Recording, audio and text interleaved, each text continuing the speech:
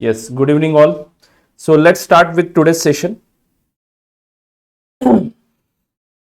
So in case of admission, we need to do some adjustment in the books of accounts. So basically आप लोगों ने अगर admission of a new partner की revision की है एक बार घर में जाके, तो आपको पता चल चुका है कि इसमें कुछ नई बात नहीं है। हमारे बुक्स ऑफ अकाउंट्स में इस एडमिशन के कारण क्या क्या चेंजेस होने वाले हैं। एडमिशन यानी कोई एक पार्टनर हमारे फर्म में एडमिट होने वाला है एज अ न्यू पार्टनर करके, तो वो हमारे फर्म में आ जाने से बुक्स ऑफ अकाउंट्स में क्या क्या चेंजेस होंगी, उन चेंजेस को हमने कैटेगराइज किया है टोटल 5 पॉइंट्स में। हमें इन 5 पॉइंट्स के ऊपर फोकस करना है किसी भी हालत में, ठीक है। तो ये 5 पॉइंट्स कौन से हैं? तो सबसे पहला एंड इंपॉर्टेंट पॉइंट जो आपको समझना है, that is change in profit sharing ratio. एक नया पार्टनर हमारे फर्म में ज्वाइन होता है तो पुराने वाले पार्टनर्स का एज वेल एज नए पार्टनर का भी प्रॉफिट शेयरिंग रेशियो चेंज हो जाता है। नए पार्टनर का चेंज नहीं होगा, इनफैक्ट उसका पहले 0 था और अब उसको कुछ शेयर मिलेगा, और उसको जो कुछ भी दिया वो पुराने वाले पार्टनर्स ने दिया होगा, इसलिए पुराने वाले पार्टनर्स का शेयर कम हुआ होगा। तो ये जो नया रेशियो निकालना है इसको change in profit sharing ratio बोलते हैं। उसके बाद बुक्स ऑफ अकाउंट्स में चेंज होगा अबाउट एसेट्स एंड लाइबिलिटीज के वैल्यूज की, ठीक है। तो बुक्स ऑफ अकाउंट्स में जो एसेट्स एंड लाइबिलिटीज दिख रहे हैं वो ओल्ड पार्टनर्स को बिलोंग करते हैं, बट अगर कोई नया व्यक्ति हमारे फर्म में ज्वाइन कर रहा है तो ओल्ड पार्टनर्स की ये इच्छा जरूर हो जाएगी कि आज तक के जो प्रॉफिट्स हैं एसेट्स के ऊपर होने वाले, मान लो कोई एसेट में इंक्रीज हो जाती है बुक वैल्यू के कंपैरिजन में, उसकी एक्चुअल वैल्यू बुक वैल्यू से ज्यादा है, तो वो प्रॉफिट ओल्ड पार्टनर्स में बंटने चाहिए, क्योंकि यहां से आगे नया पार्टनर हमारे फर्म में ज्वाइन कर रहा है। तो यहां से आगे अगर कुछ एसेट्स लाइबिलिटीज की इंक्रीज डिक्रीज हो जाती है तो उसमें वो भी भागीदार हो जाएगा, इसलिए हम आज ही एडजस्टमेंट करके रखेंगे। Before admitting him we will readjust our book values of assets and liabilities. इसको बोलते हैं revaluation of assets and liabilities. Then तीसरा मुद्दा यहां पे आता है treatment of goodwill on admission. Treatment of goodwill on admission, तो गुडविल की बात तो निकलेगी ही बच्चों, क्योंकि कोई एक नया व्यक्ति हमारे फर्म को ज्वाइन कर रहा है तो जो मेहनत पुराने वाले पार्टनर्स ने की है उसके लिए कुछ रिवार्ड पुराने वाले पार्टनर्स को मिलना चाहिए, इसलिए गुडविल का मुद्दा बिल्कुल निकलता है। तो उसका ट्रीटमेंट किस प्रकार से करना है उसकी हम चर्चा करेंगे। Then division of accumulated profits. आज तक जो प्रॉफिट्स फर्म ने कमाए हुए हैं और पार्टनर्स के बीच में नहीं बांटे हैं, उनको यहां पे किस प्रकार से डिवाइड करना है अमंग ओल्ड पार्टनर्स, उसके बारे में चर्चा इस पॉइंट में करनी है। And last and not list, adjustment of capital contribution. तो कैपिटल कंट्रीब्यूशन का क्या चक्कर है वो हम इस पॉइंट में डिस्कस करने वाले हैं। तो these are the 5 important adjustments which we have to do in our admission related questions, ठीक है। तो एक एक करके हम इन 5 मुद्दों को समझेंगे और आगे बढ़ेंगे, ठीक है बच्चों। तो चलो आगे बढ़ते हैं। Let's start with the first point, that is computation of new profit sharing ratio. So here you have to understand 2 concepts. How to calculate new PSR is the one part of it, and how to calculate gain or loss is another part of it. How to calculate new PSR, first important point which you understand. तो बच्चों मान लो 2 partner से A and B, C join होता है firm में, C को 1/3 share दिया जाता है। तो बेटा ये जो C को प्रॉफिट देंगे हम फर्म में से, इसमें से A को कितना देंगे, A कितना देगा और B कितना देगा, उसके ऊपर A का नया रेशियो एंड B का नया रेशियो डिपेंडेंट है। तो A यानी ओल्ड पार्टनर का new ratio is equal to A यानी ओल्ड पार्टनर का new ratio is equal to उसका पुराना वाला रेशियो और उसने किया हुआ सैक्रिफाइस। ओल्ड रेशियो में से उसका सैक्रिफाइस माइनस करो, बचा हुआ न्यू रेशियो हो जाएगा A का। तो how do we calculate new ratio my friends? New ratio is equal to old ratio plus sacrifice. तो A ने किया हुआ सैक्रिफाइस प्लस B ने भी कुछ सैक्रिफाइस किया है, तो B का न्यू रेशियो भी B का old ratio minus sacrifice done by the B होगा, ठीक है। और ये A ने एंड B ने जो सैक्रिफाइस किया है ये दोनों का total is equal to C's ratio होगा, ठीक है। So how do we calculate new profit sharing ratio of old partners? New ratio is equal to old ratio minus sacrifice. Where C एक नया पार्टनर ही है, उसका पहला रेशियो 0 था और उसको गेन हो जाएगा, उसको अगर 1/3 शेयर दिया तो 1/3 शेयर का गेन हो जाएगा। नाउ मान लो ये 1/3 1:1 रेशियो में A एंड B ने सेक्रीफाइस किया है तो ए एंड बी का सेक्रीफाइस 1:1 में हो जाएगा। ठीक है, आई होप आपको न्यू रेशियो का फॉर्मूला समझ में आ चुका है। New ratio is equal to old ratio minus sacrifice. But बच्चों, अगर ए एंड बी ने कौन से रेशियो में सेक्रीफाइस नहीं किया है, सॉरी कौन से रेशियो में सेक्रीफाइस किया है, ये आपके क्वेश्चन में नहीं बताया है। मैं रिपीट करता हूं क्वेश्चन को, अगर ए एंड बी ने, जो कि पुराने वाले पार्टनर्स हैं, इन्होंने कौन से रेशियो में सैक्रिफाइस किया है, यह आपको नहीं बताया जाता है, तो आप लोग क्या एज्यूम करोगे? आप लोग क्या एज्यूम करोगे? फटाफट फटाफट कमेंट बॉक्स में आपको कमेंट करना है। आप लोग क्या एज्यूम करोगे? अगर question is silent about sacrifice made by the old partner, what will you assume? What will you assume?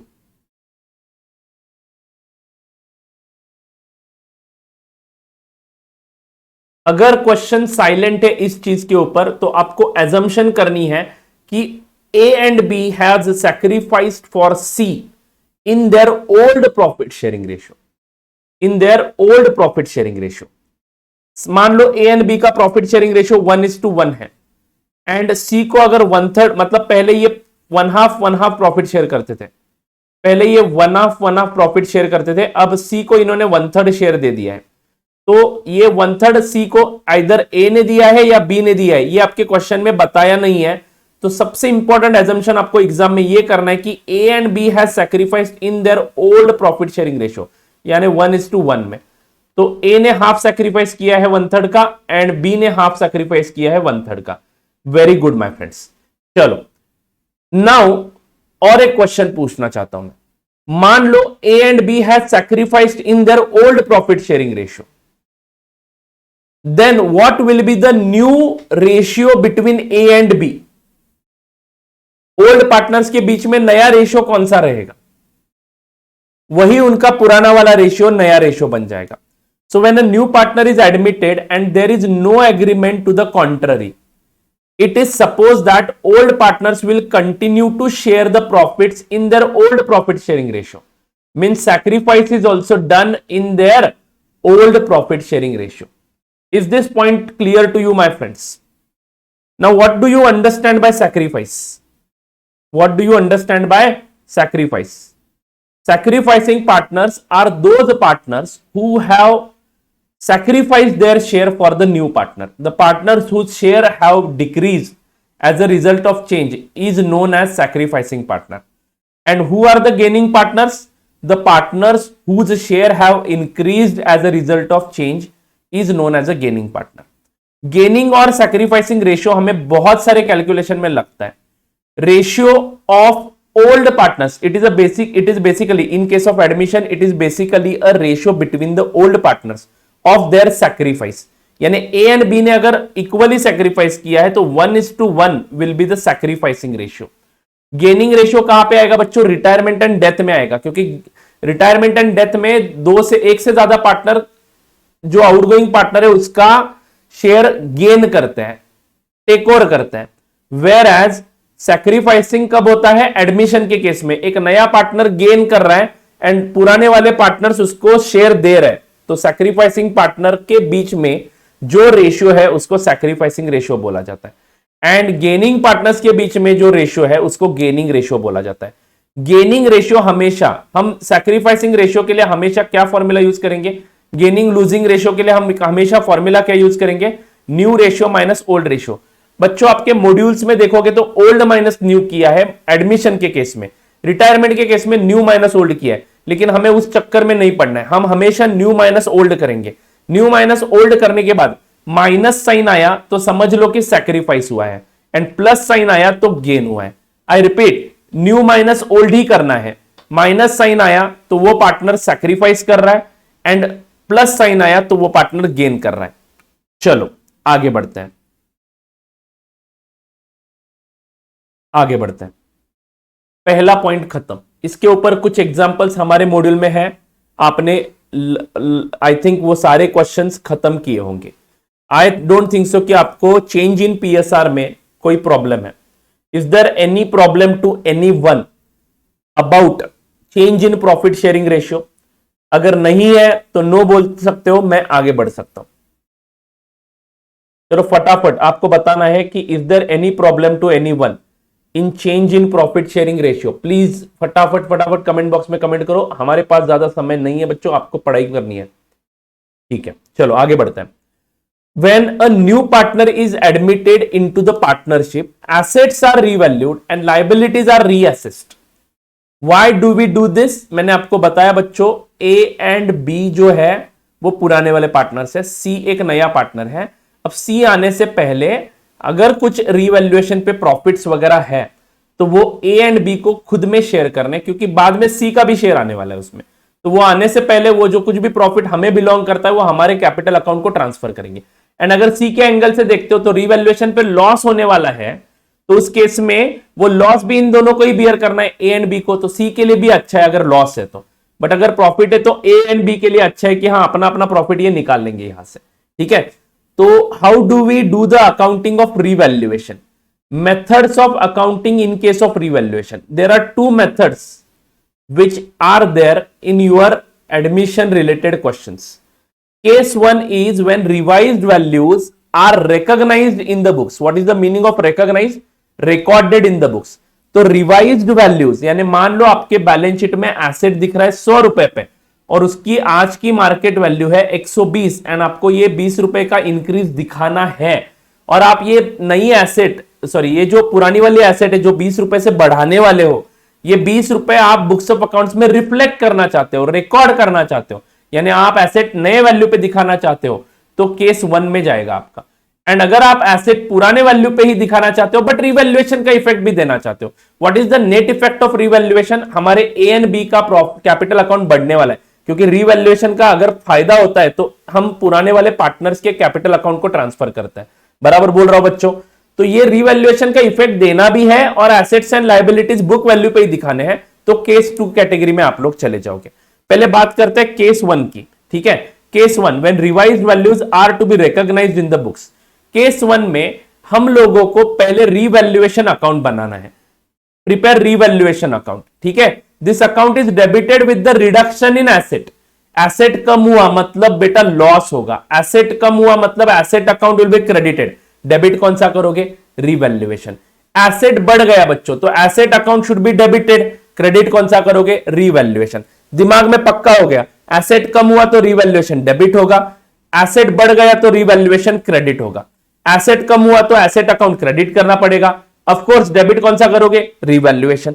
Asset बढ़ गया तो एसेट अकाउंट डेबिट करना पड़ेगा, ऑफ कोर्स क्रेडिट कौन सा करोगे? रिवैल्यूएशन। वही उसी पॉइंट ऑफ व्यू से लायबिलिटी को हमेशा होता है क्रेडिट बैलेंस, लायबिलिटी को बढ़ाना है तो बच्चों लायबिलिटी को और क्रेडिट करना पड़ेगा, डेबिट कौन सा करोगे?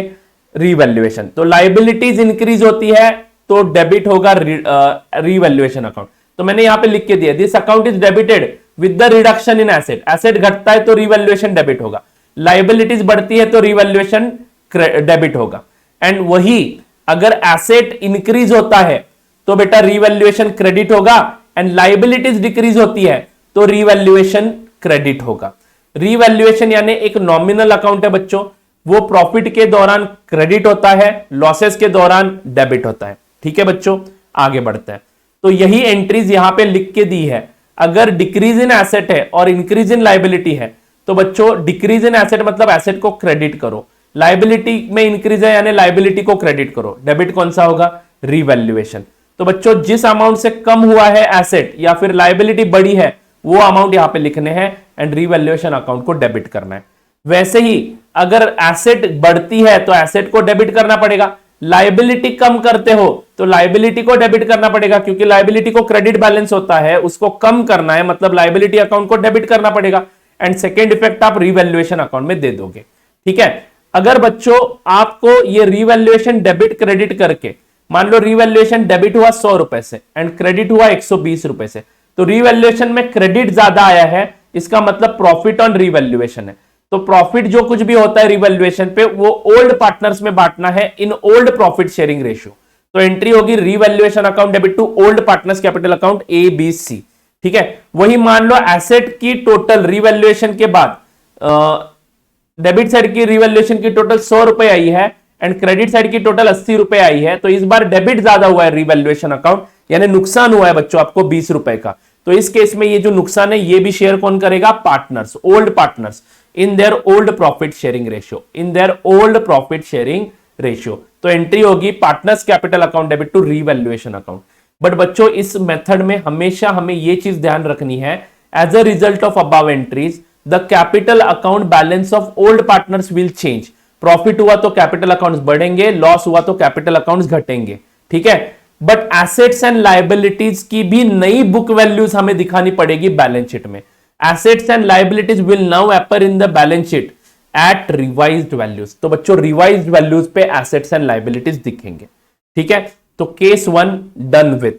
केस 1 में हमने ये पढ़ा कि रीवैल्यूएशन अगर आपको बुक्स ऑफ अकाउंट्स में रिफ्लेक्ट करना है तो सिंपल एक रीवैल्यूएशन अकाउंट बनाओ और उसमें से एंट्रीज पास करो। बट बच्चों आपको बुक्स ऑफ अकाउंट्स में एडमिशन के दौरान रीवैल्यूएशन का इफेक्ट भी देना है, लेकिन बुक्स वैल्यूज को चेंज नहीं करना है। बुक वैल्यूज जैसे ओरिजिनल थे वैसे ही दिखाना है। तो आपको इस बार मेमोरेंडम रीवैल्यूएशन अकाउंट बनाना पड़ेगा। तो ये सर कैसे पता चलेगा? आपका क्वेश्चन अगर साइलेंट है, कुछ भी नहीं बोला है, तो रीवैल्यूएशन के बाद assets and liabilities revised values पे दिखाओ। आई रिपीट, अगर आपका क्वेश्चन साइलेंट है अबाउट रीवैल्यूएशन, सिर्फ इतना बोला है कि एसेट को रीवैल्यू करो, लायबिलिटी को रीवैल्यू करो, तो मेमोरेंडम रीवैल्यूएशन बनाने की जरूरत नहीं है। आप सिंपली एसेट्स एंड लायबिलिटीज नए वैल्यूज पे दिखा दो नए बैलेंस शीट में। क्लियर है बच्चों? बट अगर आपके क्वेश्चन में स्पेसिफिकली बोला है कि partners have decided to give the effect of revaluation and they have decided to show the book values of assets and liabilities at the original cost only, बराबर है क्या? without changing it because of revaluation, तो आप लोगों को memorandum revaluation account open करना है। यानी ये क्वेश्चन में बताया तो ही केस 2 फॉलो करना है। केस 2 कब फॉलो करना है बच्चों? क्वेश्चन में बताया तो ही करना है, अदरवाइज केस 2 फॉलो करने की जरूरत नहीं है। अब मेमोरेंडम रीवैल्यूएशन अकाउंट मतलब क्या समझते हैं? मेमोरेंडम रीवैल्यूएशन अकाउंट ही है, बस उसमें पहले पार्ट में हम लोग रीवैल्यूएशन का इफेक्ट दिखाएंगे एंड दूसरे पार्ट में बराबर अपोजिट इफेक्ट देने वाले हैं, ठीक है। रिवैल्यूएशन में मान लो मैंने एसेट बढ़ाई है तो सेकेंड पार्ट में मैं एसेट को घटाऊंगा, तो क्या हो जाता है? मेमोरेंडम रीवैल्यूएशन अकाउंट ओपन होकर बाद में फिर से क्लोज हो जाता है। बस फर्क इतना है, पहले पार्ट का जो कुछ भी प्रॉफिट है मेमोरेंडम रिवैल्यूएशन में, वो आपको ओल्ड पार्टनर्स में ओल्ड प्रॉफिट शेयरिंग रेशियो में बांटना है। एंड दूसरे पार्ट का जो कुछ भी लॉस आएगा, पहले पार्ट में प्रॉफिट आया तो दूसरे पार्ट में लॉस आएगा बच्चों, तो दूसरे पार्ट का ये जो लॉस है वो आपको ऑल पार्टनर्स में, यानी including admitted partner, including new partner, हमें वो शेयर करना है। तो इससे क्या हो जाएगा? जो गेनिंग पार्टनर है वो डेबिट हो जाएगा एंड जो लूजिंग पार्टनर है जिसको सैक्रिफाइस करना पड़ रहा है वो क्रेडिट हो जाएगा, ठीक है। इन दोनों का कंबाइन इफेक्ट बता रहा हूं। तो चलो कैसे देखते हैं कि देखते हैं कि कैसे मेमोरेंडम रिवैल्यूएशन अकाउंट बनाया जाता है। सिंपली एक टी फॉर्मेट में अकाउंट बनाएंगे। In the first part entries for the revaluation are made in the usual way as explained earlier.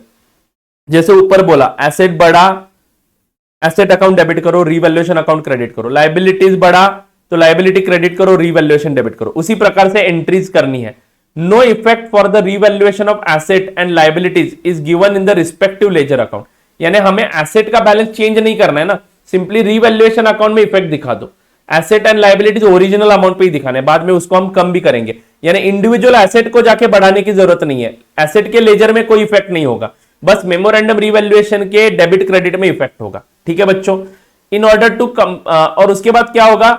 आपका रिवैल्यूएशन प्रॉफिट दिखेगा, नहीं तो लॉस दिखेगा इन द फर्स्ट पार्ट, ठीक है, जो हमें कैपिटल को ट्रांसफर करना है ओल्ड पार्टनर्स के बीच में, ठीक है, इन ओल्ड पीएसआर। बस इसके बाद सेकेंड पार्ट जो बराबर फर्स्ट पार्ट के नीचे होगा, सेकेंड पार्ट में हमें क्या करना है? In order to complete the double entry made in the first part we have to reverse it in the second part so that the values of assets and liabilities remain unchanged. तो बच्चों इस case में हमने पिछली बार अगर asset बढ़ाया है तो इस बार आप एसेट को घटाओगे, ठीक है। The balance in the second part transfer to the capital account of all partners including new partner in their new PSR.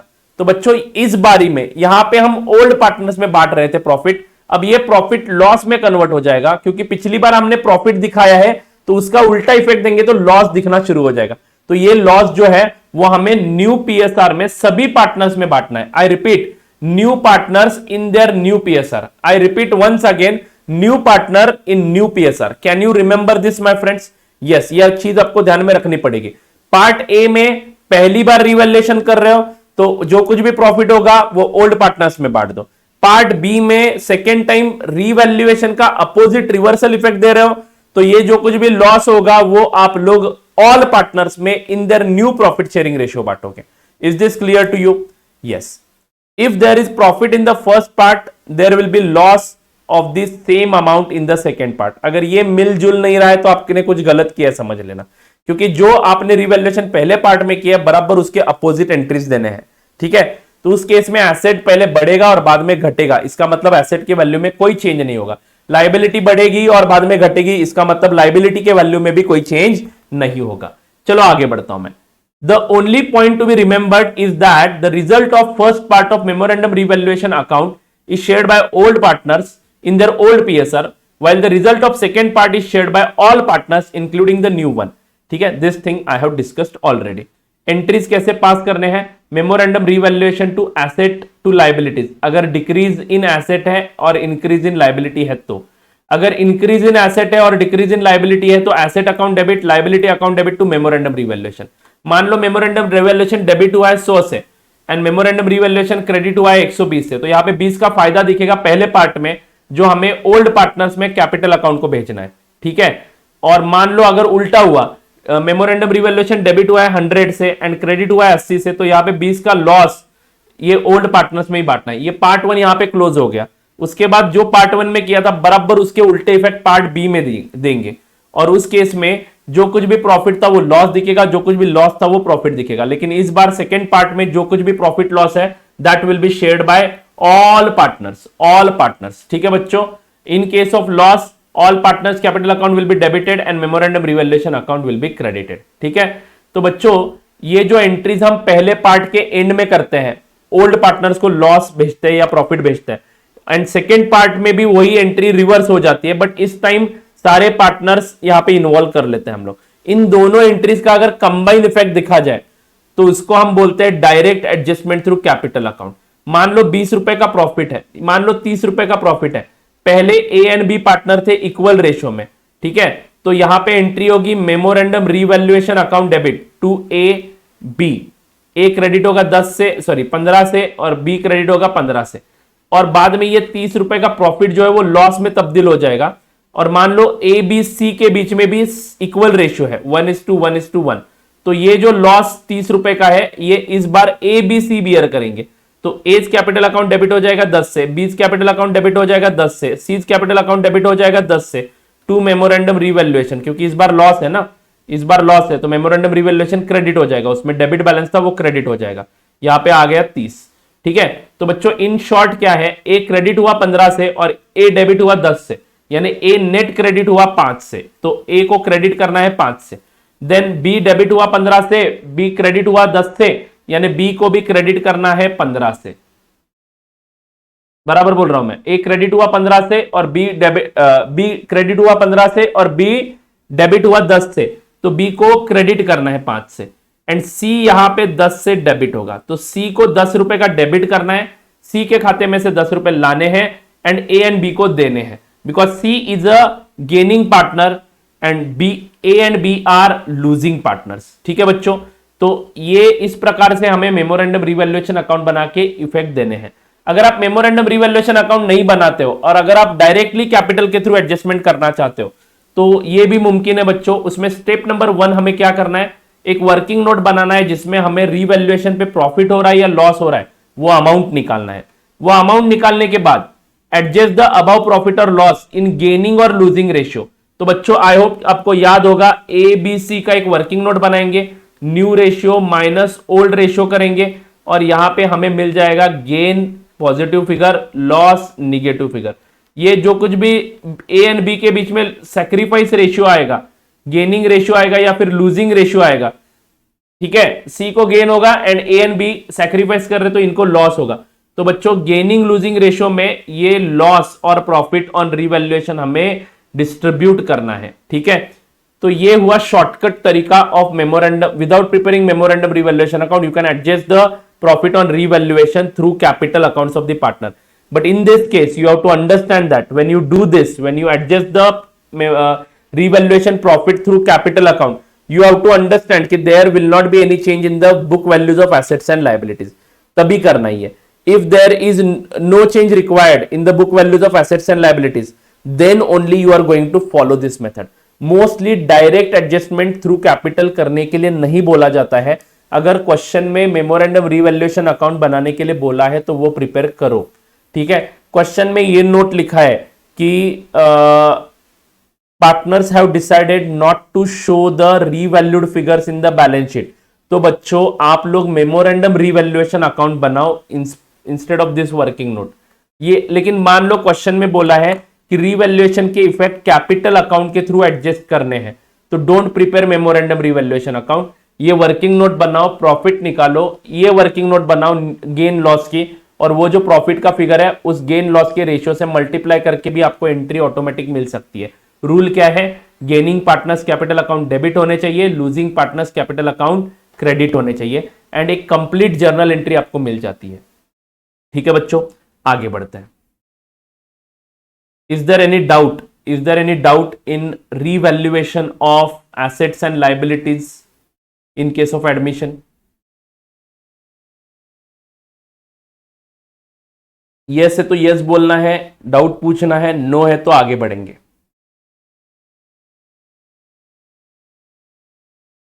No है तो आगे बढ़ेंगे.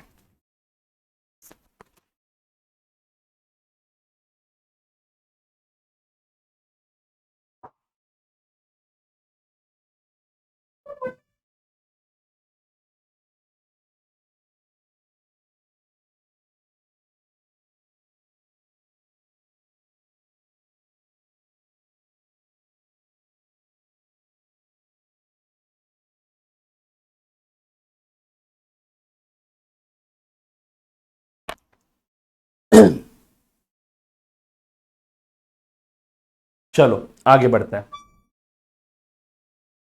आगे बढ़ते हैं बच्चों. ठीक है, फाइन.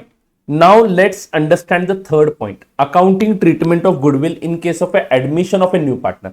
बच्चों एग्जाम के पहले आपको ये शीट बिल्कुल रिवाइज करनी है, ये अकाउंटिंग ट्रीटमेंट्स करो, क्योंकि बहुत सारे क्वेश्चन अभी हम कर नहीं सकते. ठीक है, क्वेश्चन जब सॉल्व करने थे तब हमने कर लिए, अब ये सिर्फ अकाउंटिंग ट्रीटमेंट्स पे गौर फरमाना है. ठीक है, तो सबसे पहले कल के लेक्चर को याद करो बच्चों, जिसमें मैंने AS 26 का एक ट्रीटमेंट बताया था कि purchased goodwill he books of accounts में हमेशा दिखेगा. इंटरनली जनरेटेड गुडविल यानी हमने खुद कैलकुलेट किया हुआ गुडविल कभी भी बुक्स ऑफ अकाउंट्स में नहीं दिखना चाहिए. बुक्स ऑफ अकाउंट्स में दिखना नहीं चाहिए मतलब बैलेंस शीट में वो एज ए एसेट नहीं दिखना चाहिए.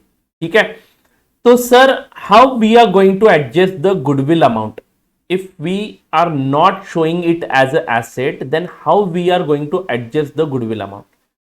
For that you have two options. For that you have two options. Please understand my friends, there is a provision of accounting standard which is telling you not to show the self generated goodwill in the books of accounts.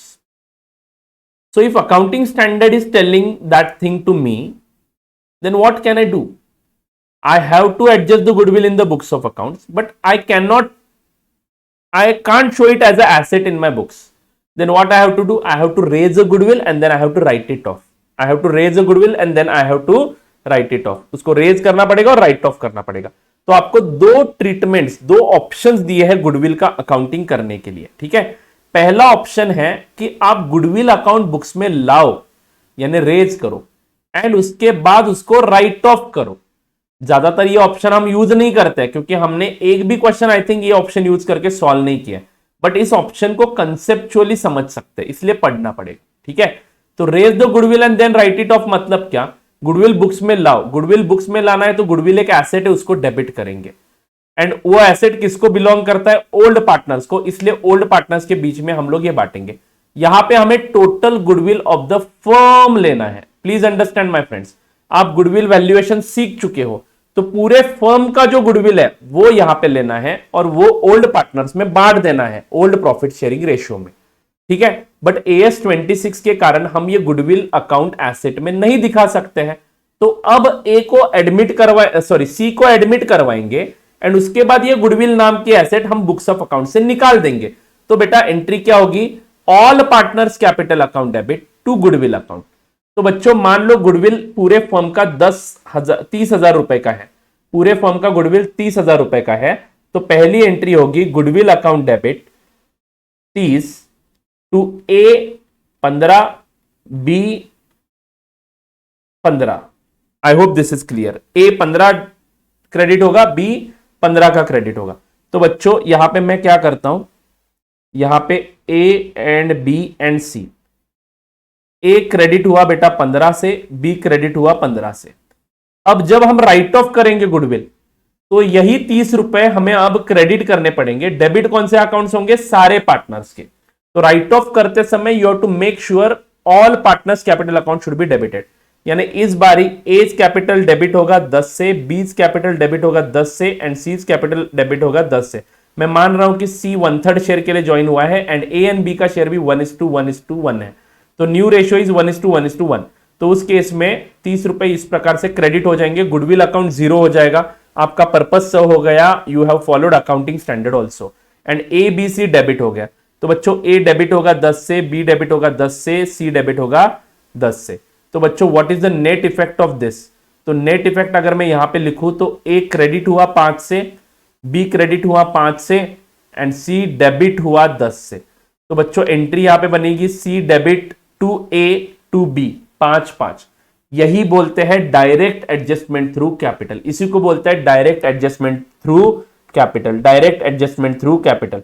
But बच्चों अगर आपको direct adjustment नहीं करना है और अगर आपके question में बोला है कि raise the goodwill and then write off, ऐसा नहीं बोला जाता है। बट अगर मान लो बोल दिया तो हमें ये गुडविल रेज की एंट्री करनी है और उसके बाद राइट ऑफ की एंट्री अलग से करनी है।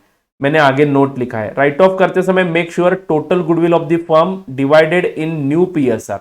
यहां पे total goodwill of the firm पे फोकस होना बहुत बहुत जरूरी है, ठीक है। Now combined effect of above two entries would be same as option number 2 which is discussed। तो मैंने ये यहां पे प्रूव कर दिया। मैं अगर इन दोनों एंट्रीज को कंबाइन करता हूं तो ये एंट्री जो निकल रही है C's capital account debit to A to B 5-5, ठीक है। तो ये कंबाइन एंट्री ऑप्शन 2 का इफेक्ट दे देती है डायरेक्टली, ठीक है। मतलब आप यहां पे 2 एंट्रीज पास करोगे लेकिन ऑप्शन 2 में हम डायरेक्टली एक ही एंट्री पास करेंगे। This method is not commonly used while solving the question, तो we don't use this method, ठीक है। बिकॉज इंस्टीट्यूट के सारे क्वेश्चंस में सेकंड ऑप्शन ही यूज किया है। अब सेकंड ऑप्शन में भी आपके पास 2 ऑल्टरनेटिव्स है, 2 प्रकार से आप अकाउंटिंग कर सकते हो। बच्चों आप ये 2 में से कौन सा तरीका यूज करते हो मेजॉरिटी क्वेश्चंस में, ये आप बाद में बताओगे, बट अब उस कॉन्टेक्स्ट से समझ लो। Adjust the goodwill directly through the capital account to comply AS 26। तो बच्चों कैपिटल से क्यों एडजस्ट करना है, क्योंकि गुडविल हमारे बुक्स में नहीं आना चाहिए इसलिए, ठीक है। अगर आया तो वो बाद में 0 भी कर सकते हैं पहले केस के अनुसार, बट दूसरे ऑप्शन के अनुसार वो बुक्स में दिखेगा ही नहीं, यानी गुडविल अकाउंट का जी भी डेबिट नहीं होगा हमारे बुक्स में, ना ही वो क्रेडिट होगा। Here under this option you have 2 alternative ways of calculation and presentation. बच्चों इफेक्ट वही है, बस कैलकुलेशन एंड प्रेजेंटेशन करने के 2 तरीके आपको यहां पे फिर से सिखाए जाते हैं। Use any one out of the below 2। 1 number का ये जो ऑप्शन है ये हम एग्जाम में यूज करते हैं या 2 नंबर का ऑप्शन एग्जाम में यूज करते हैं। मेजॉरिटी क्वेश्चन में 1 यूज किया है या 2 यूज किया है, ये आप बताओगे after discussion. Adjustment of new partner share of goodwill, adjustment of new partner share of goodwill, I repeat adjustment of new partner share of goodwill. तो बच्चों यहां पे हम नए पार्टनर का शेयर ऑफ गुडविल लेंगे, फर्म के गुडविल में उसका कितना शेयर है। तो हमने पिछले एग्जांपल में फर्म का गुडविल 30 निकाला था, अगर सी 1/3 शेयर के लिए ज्वाइन हुआ है तो न्यू पार्टनर का शेयर हुआ 10, ठीक है। पहला स्टेप इसमें यह है कि आप गेनिंग लूजिंग रेशियो निकालो, सैक्रिफाइसिंग रेशियो निकालो। तो sacrificing ratio between A and B new minus old करके देखा मैंने 1:1 आया, ठीक है 1:1 आया। Sacrificing ratio between A and B 1:1 आया। Take new partner share of goodwill 10 रुपए है, ठीक है, and pass the journal entry. क्या एंट्री पास करेंगे, gaining partners capital account. C बेटा गेनिंग पार्टनर है तो C's capital account will be debited by 10 rupees in sacrifice to sacrificing partner. Sacrificing partner 2 है, ए एंड बी। अब ये 10 रुपए ए and B में बांटने हैं, कौन से रेशियो में? सैक्रिफाइसिंग रेशियो में। In sacrificing ratio you have to divide it, and sacrificing ratio है 1:1। तो 5 ए को क्रेडिट होगा, 5 बी को क्रेडिट होगा। बच्चों ऊपर जो दो एंट्रीज पास करे थे ना, उसका इफेक्ट भी यही था, और इस मेथड से जाओगे तो यही एंट्री पास होने वाली है। तो हमें उन एंट्रीज से संबंध है, ठीक है। तो यहां पे गुडविल अकाउंट को हाथ बिना लगाए हम लोगों ने गुडविल को एडजस्ट कर दिया। अब यहां पे लॉजिक इज बहुत सिंपल है। 30 में से 10 का गुडविल सी का है, तो बेटा वो सी के कैपिटल में से हम लोग निकालेंगे और ए एंड बी को दे डालेंगे, बराबर है ना। क्योंकि अभी सी नया नवेला पार्टनर आ रहा है तो उसको फ्री में बेनिफिट मिल रहा है, इसलिए उसके खाते में से हम 10 निकाल के ए एंड बी को देंगे। इसके लिए सी भी एग्री करेगा, ठीक है। Here please note that gaining partner share of goodwill is distributed among the losing partners in sacrificing ratio. बच्चों gaining partner share of goodwill, यहां पे गेनिंग पार्टनर का शेयर ऑफ गुडविल लेना है, शेयर ऑफ गुडविल लेना है, पूरे firm का गुडविल नहीं लेना है, ठीक है। एंड वो हमें बांटना है इन गेनिंग लूजिंग रेशियो। अब यही तरीका हम total goodwill of the firm लेके भी कर सकते हैं। Adjustment of total goodwill of the firm among the gaining losing partners in gaining losing ratio. इसमें स्टेप्स बहुत ही आसान है। Calculate the gaining losing ratio among all the partners. जैसे कि आप ये वर्किंग नोट बनाओगे, A B and C partners है। पुराना वाला न्यू वाला रेशियो 1/3 1/3 1/3 है। ओल्ड वाला रेशियो 1/2 1/2 है, एंड सी का डैश आएगा। एंड यहां पे ए को सैक्रिफाइस होगा 1/2 का, एंड बी को सैक्रिफाइस होगा 1/2 का। मान लो 1:1 रेशियो आया, एंड ए को गेन हुआ 1/3 का, ठीक है। I hope this is right, नहीं तो आपको क्लियर कैलकुलेशन करके दिखाता हूं। 1/3 माइनस 1/2, तो 2 माइनस 3 डिवाइडेड बाय 6, तो ये आ जाता है -1/6, ठीक है। -1/6, यहाँ पे -1/6 -1/6 एंड 1/3 का गेन। जो माइनस साइन आया वो सैक्रिफाइस है, यानी यहाँ पे step number 1, calculate the gaining losing ratio among the partners. 1/6 loss, 1/6 B को लॉस हुआ एंड सी को गेन हुआ। देखो 1/6 प्लस 1/6 की टोटल करके देख लो, 1/6 plus 1/6 is equal to 2/6 which is equal to 1/3। C को गेन हुआ 1/3 का, ठीक है बच्चों। तो ये हमने कैलकुलेशन करके देखा। अब हम टोटल गुडविल लेंगे, यानी 30,000 लेंगे डायरेक्टली, एंड 30,000 को मल्टीप्लाई करेंगे बाय रिस्पेक्टिव नंबर्स गेन से। तो ए का शेयर निकालना है, तो 30,000 इंटू -1/6, माइनस साइन को इग्नोर करो, 1/6 से मल्टीप्लाई करो। तो 30 को 1/6 से मल्टीप्लाई करता हूं तो यहां पे आएगा 5, बी के केस में भी आएगा 5, एंड सी के केस में 1/3 से मल्टीप्लाई करोगे 10 आएगा। गेनिंग पार्टनर का अकाउंट हमेशा डेबिट करना है। Resulting number is the amount of goodwill. अब ये जो 5 5 10 मैंने यहां पे निकाला ना, ये आपका अमाउंट ऑफ गुडविल है। देन क्या करना है हमें, पार्टनर्स के कैपिटल अकाउंट को डेबिट क्रेडिट करना है। तो डेबिट किसको करेंगे, गेनिंग पार्टनर को। यहाँ पे गेनिंग पार्टनर सी है तो इसको डेबिट करेंगे, एंड लूजिंग पार्टनर जो है ए एंड बी उनको क्रेडिट कर देंगे। आई होप बच्चों ये आपको समझ में आ रहा है, ठीक है। तो एंट्री यहाँ पे ऑटोमेटिक फॉर्म होती है, C's capital account debit to A's capital 5 to B's capital 5. I hope this is clear. By following the above 4 steps, journal entries automatically formed with the amounts. ठीक है, तो यहां पे सिर्फ आपको ध्यान में ये रखना है कि total amount of firm's goodwill लेना है और उसको मल्टीप्लाई करना है। ये जो नंबर्स आते हैं ना न्यू माइनस ओल्ड करके, वो नंबर से मल्टीप्लाई करना है। आपको रेडीमेड एंट्री मिलेगी, आप फॉर्मूला लिखोगे gaining partners capital account debit to losing partners capital account, ठीक है। तो बच्चों आई होप आपको ये कंसेप्ट भी अभी भी याद है, because this is the crux. ये एवरी क्वेश्चन में टेस्ट किया जाएगा, इसके बारे में हर क्वेश्चन में एडजस्टमेंट है। गुडविल का एडजस्टमेंट है नहीं ऐसा होगा ही नहीं, सारे क्वेश्चन में एडजस्टमेंट आएगा, ठीक है। तो बच्चों आप लोग मुझे बताने वाले थे कि आप तो केस 2 ही यूज करते हो, केस 1 ऑप्शन 1 अभी तक हमने कभी यूज ही नहीं किया। तो ऑप्शन 1 सिर्फ समझने के लिए मैंने समझाया, ऑप्शन 2 ही हमेशा हमें प्रेफर करना है। लेकिन ऑप्शन 2 में माय फ्रेंड्स 2 ऑप्शन है, केस 1 एंड केस 2। तो मुझे बताओ आप 1 नंबर यूज करते हो यूजुअली या 2 नंबर यूज करते हो? फटाफट, नंबर 1 वाला मेथड यूज करते हो या नंबर 2 वाला मेथड? मतलब आप लोग गेनिंग पार्टनर का शेयर एडजस्ट करते हो या फिर total amount of firm's goodwill लेके एडजस्टमेंट करते हो? Total amount of firm's goodwill लेके एडजस्टमेंट करते हो या फिर गेनिंग पार्टनर का शेयर लेके एडजस्टमेंट करते हो? चलो फटाफट फटाफट बताओ आप लोग। फटाफट फटाफट बताना है, 1 या 2। I am waiting for your answer.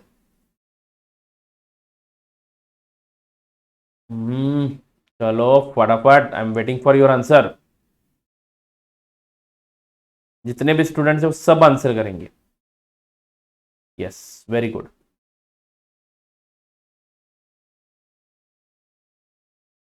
Very very good, very good, 1 number बराबर है। तो मोस्टली हम पहला मेथड यूज करते हैं, बट बच्चों मैं बताना चाहता हूं, जरा ध्यान से सुनिएगा अभी। यस, आंसर्स आ चुके हैं, अब जरा ध्यान से सुनिएगा बच्चों, ठीक है।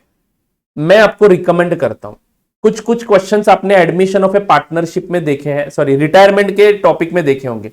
एक पार्टनर एडमिट भी होता है और एक रिटायर भी होता है, ठीक है। उस केस में कभी कभार क्या होता है, एग्जिस्टिंग पार्टनर को भी गेन हो सकता है, नहीं तो एक पार्टनर को गेन होता है और एक पार्टनर को लॉस होता है, तो उस वक्त थोड़ी सी गड़बड़ हो सकती है। तो in case of admission cum retirement वाले क्वेश्चन जो है ना, वहां पे you try to use this method, second method use करो, बहुत ही बढ़िया रहेगा, क्योंकि इसमें दिमाग ही नहीं लगाना, इसमें बहुत ही सिंपल है। इसमें हमेशा क्या करना है, हमेशा पहले न्यू माइनस ओल्ड करके गेन लॉस निकालना है, हमेशा न्यू माइनस ओल्ड करके गेन लॉस निकालना है, और उसके बाद हमें सिंपली फर्म का गुडविल लेके वो गेन लॉस से मल्टीप्लाई करना है। जो पार्टनर गेन में है उनको डेबिट करना है उस अमाउंट से जो अभी आपने निकाला है मल्टीप्लाई करके, एंड जो पार्टनर लॉस में है उनको क्रेडिट कर देना है। गेनिंग पार्टनर्स हमेशा डेबिट होंगे, लूजिंग पार्टनर्स हमेशा क्रेडिट होंगे, बात खत्म। तो सेकेंड मेथड आपको मोस्टली कहां पे यूज करना है, जहां पे एडमिशन होके भी किसी एग्जिस्टिंग पार्टनर को गेन हो रहा है तो उसको भी गुडविल लाना पड़ता है बच्चों। यानी सिंपल है बच्चों, जो पार्टनर गेन में है उसको गुडविल लाना है, जो पार्टनर लॉस में है उसको गुडविल मिलेगा। सिंपल है, ये थ्योरी हमेशा याद रखना, गुडविल में, रीवैल्यूएशन में गेनिंग पार्टनर हमेशा पैसे लाएगा एंड लूजिंग पार्टनर को पैसे मिलेंगे, क्योंकि वो लूज कर रहा है तो उसको कुछ कॉम्पनसेशन देना जरूरी है, ठीक है। So done with the accounting treatment of goodwill. Some other entries relating to goodwill. बच्चों ये तो गुडविल कैपिटल से एडजस्ट हुआ, ये गुडविल तो कैपिटल से एडजस्ट हुआ माय फ्रेंड्स। कैपिटल से एडजस्ट हुआ मतलब क्या हुआ बच्चों, किसी एक का कैपिटल बढ़ गया और किसी एक का कैपिटल घट गया, तो जिसका बड़ा है कैपिटल वो बोलेगा कि मैं गुडविल के पैसे विड्रॉ करना चाहता हूं। ठीक है भाई, विड्रॉ करना चाहते हो तो करो, उस केस में तुम्हारा कैपिटल अकाउंट हम डेबिट करेंगे एंड बैंक अकाउंट को क्रेडिट करेंगे। तो if goodwill is withdrawn by the old partners, capital account will be debited and bank account will be credited. And मान लो नए पार्टनर का कैपिटल अकाउंट हमने डेबिट कर दिया ना, गेनिंग पार्टनर का कैपिटल अकाउंट डेबिट कर दिया, तो उसको हम बोलेंगे कि तुम्हारा अकाउंट तो हमने डेबिट कर दिया लेकिन उसके कारण तुम्हारा कैपिटल कंट्रीब्यूशन कम दिख रहा है, तो तुम एक काम करो, गुडविल का शेयर कैश में लाओ, तो वो और पैसे इंट्रोड्यूस करेगा। तो गुडविल का शेयर कैश में लाया तो गलती से भी goodwill account debit to bank account या फिर bank account debit to goodwill account entry मत करना। It is to be shown as a capital introduction only. Share of goodwill brought in by new partner, entry would be bank account debit to new partners capital account. यहां पे new partner credit होगा लेकिन बाद में वो goodwill adjustment के दौरान debit भी हो जाता है, तो न्यू कैपिटल नहीं दिखेगा, ये बाद में जीरो हो जाएगा बैलेंस। आई होप अभी तक के सारे सिचुएशंस में, सारे क्वेश्चंस में ये चीज आपको समझ में आ चुकी है, ठीक है। Any doubt regarding goodwill please है तो बोलिए। बच्चों पार्टनरशिप अकाउंट बहुत ही बड़ा चैप्टर है, बहुत ही बड़ा चैप्टर है, इसमें इतना ही करना है बिकॉज हमने बहुत सारे क्वेश्चन ऑलरेडी सॉल्व कर लिए हैं। आप सारे के सारे क्वेश्चन एग्जाम के पहले दिन रिवीजन करने जाओगे ना तो आपकी बैंड बच जाएगी, याद रखना। तो आप लोगों को कम से कम इतनी थ्योरी रिवाइज करके जानी है बिफोर एग्जाम, ठीक है। चलो, एडमिशन से रिलेटेड, गुडविल से रिलेटेड कोई एडजस्टमेंट, कोई डाउट नहीं है, ठीक है। चलो आगे बढ़ते हैं। Reserve in the balance sheet. तो बच्चों रिजर्व मतलब क्या, जनरली हम पार्टनरशिप में क्या करते हैं, पी&एल बनाने के बाद जो प्रॉफिट आता है वो पी&एल अप्रोप्रिएशन को भेजते हैं। सैलरी, इंटरेस्ट ऑन कैपिटल के सारे एडजस्टमेंट हम लोग कर देते हैं, इंटरेस्ट ऑन ड्राइंग के एडजस्टमेंट कर देते हैं, कमीशन वगैरह जो जो देना है पार्टनर को वो सभी के एडजस्टमेंट हम लोग कर देते हैं। और उसके बाद हम लोग क्या करते हैं, उसके बाद हम लोग जो प्रॉफिट आता है वो प्रॉफिट शेयरिंग रेशियो में पार्टनर्स में बांट देते हैं, यानी कैपिटल अकाउंट को ट्रांसफर कर देते हैं। But sometimes partnership firms create reserves so that profit can not be withdrawn from the firm. Firm से प्रॉफिट विड्रॉ ना हो इसलिए वो प्रॉफिट को एक सेपरेट रिजर्व अकाउंट में भेजा जाता है, यानी प्रॉफिट कैपिटल को ट्रांसफर करने से पहले ही एक एंट्री कर देते हैं ये लोग, जैसे कि P and L appropriation account debit to reserve account, general reserve बोला उसको मान लो, तो बच्चों जनरल रिजर्व अकाउंट क्रेडिट हो जाता है, जनरल रिजर्व अकाउंट क्रेडिट हो जाता है and P and L account debit हो जाता है। तो ये जनरल रिजर्व एक ऐसा प्रॉफिट है जो पार्टनर्स के कैपिटल को ट्रांसफर नहीं किया है, यानी वो पैसा फर्म में ही है। नाउ एक नया पार्टनर एडमिट होने वाला है, तो ये पुराने वाले रिजर्व्स पुराने वाले पार्टनर्स के कैपिटल को भेज देने हैं, ठीक है। If nothing is mentioned still you have to transfer it to the reserves to the capital account, ठीक है। तो बच्चों अगर रिजर्व्स में क्रेडिट बैलेंस है तो उसको डेबिट करो, तो रिजर्व अकाउंट डेबिट हो जाएगा, debit reserve account, and credit कर दो old partners capital account. Compulsory old partners को ही देना है बिकॉज इसमें न्यू पार्टनर का संबंध ही नहीं है। एंड मान लो रिजर्व्स में डेबिट बैलेंस है, कभी कभार ऐसा भी हो जाता है कि लॉस हो जाता है फर्म को, लेकिन वो कैपिटल कम हो रहा है इसलिए पार्टनर्स खुद के कैपिटल अकाउंट को ट्रांसफर नहीं करवाते, उसको सेपरेट अकाउंट में रखते हैं। तो बेटा वो लॉस का भी डेबिट बैलेंस हमें पार्टनर्स के बीच में बांट देना है। तो लॉस को होता है डेबिट बैलेंस, तो लॉस अकाउंट को क्रेडिट कर देंगे, यानी P and L account will be credited, P and L account will be credited. Debit कौन सा कर देंगे बच्चों, डेबिट कर देंगे पार्टनर्स कैपिटल अकाउंट। तो बच्चों यहां पे थोड़ी सी टाइपिंग एरर हुई है, मैंने आई थिंक आपके मॉड्यूल में इसको सुधार के दिया था। तो डेबिट करना है old partners capital account and credit करना है रिजर्व्स एंड सरप्लस या फिर प्रॉफिट एंड लॉस अकाउंट, ठीक है बच्चों। आगे बढ़ते हैं। तो ये हुए 4 adjustments which we have till now discussed, adjustment of capital contribution, adjustment of capital contribution। अब ये capital contribution का क्या चक्कर है, sometimes it is told in the question to adjust the capital of all partners in new PSR। तो बच्चों सारे partners का बैलेंस हमें न्यू पीएसआर में दिखाना है, ठीक है, सारे पार्टनर्स का कैपिटल बैलेंस हमें न्यू पीएसआर में दिखाना है। तो वही हमारा एग्जांपल कंटिन्यू करते हैं बच्चों, जरा समझ लो। ए एंड बी 1:1 में प्रॉफिट शेयर करते हैं, ए एंड बी 1:1 में प्रॉफिट शेयर करते हैं। सी को एडमिट किया जाता है 1/3 शेयर के लिए and after admission of C A B C का प्रॉफिट शेयरिंग रेशियो हो जाता है 1:1:1। ये एक इंपॉर्टेंट एडजस्टमेंट है बच्चों, ध्यान देना है, ठीक है।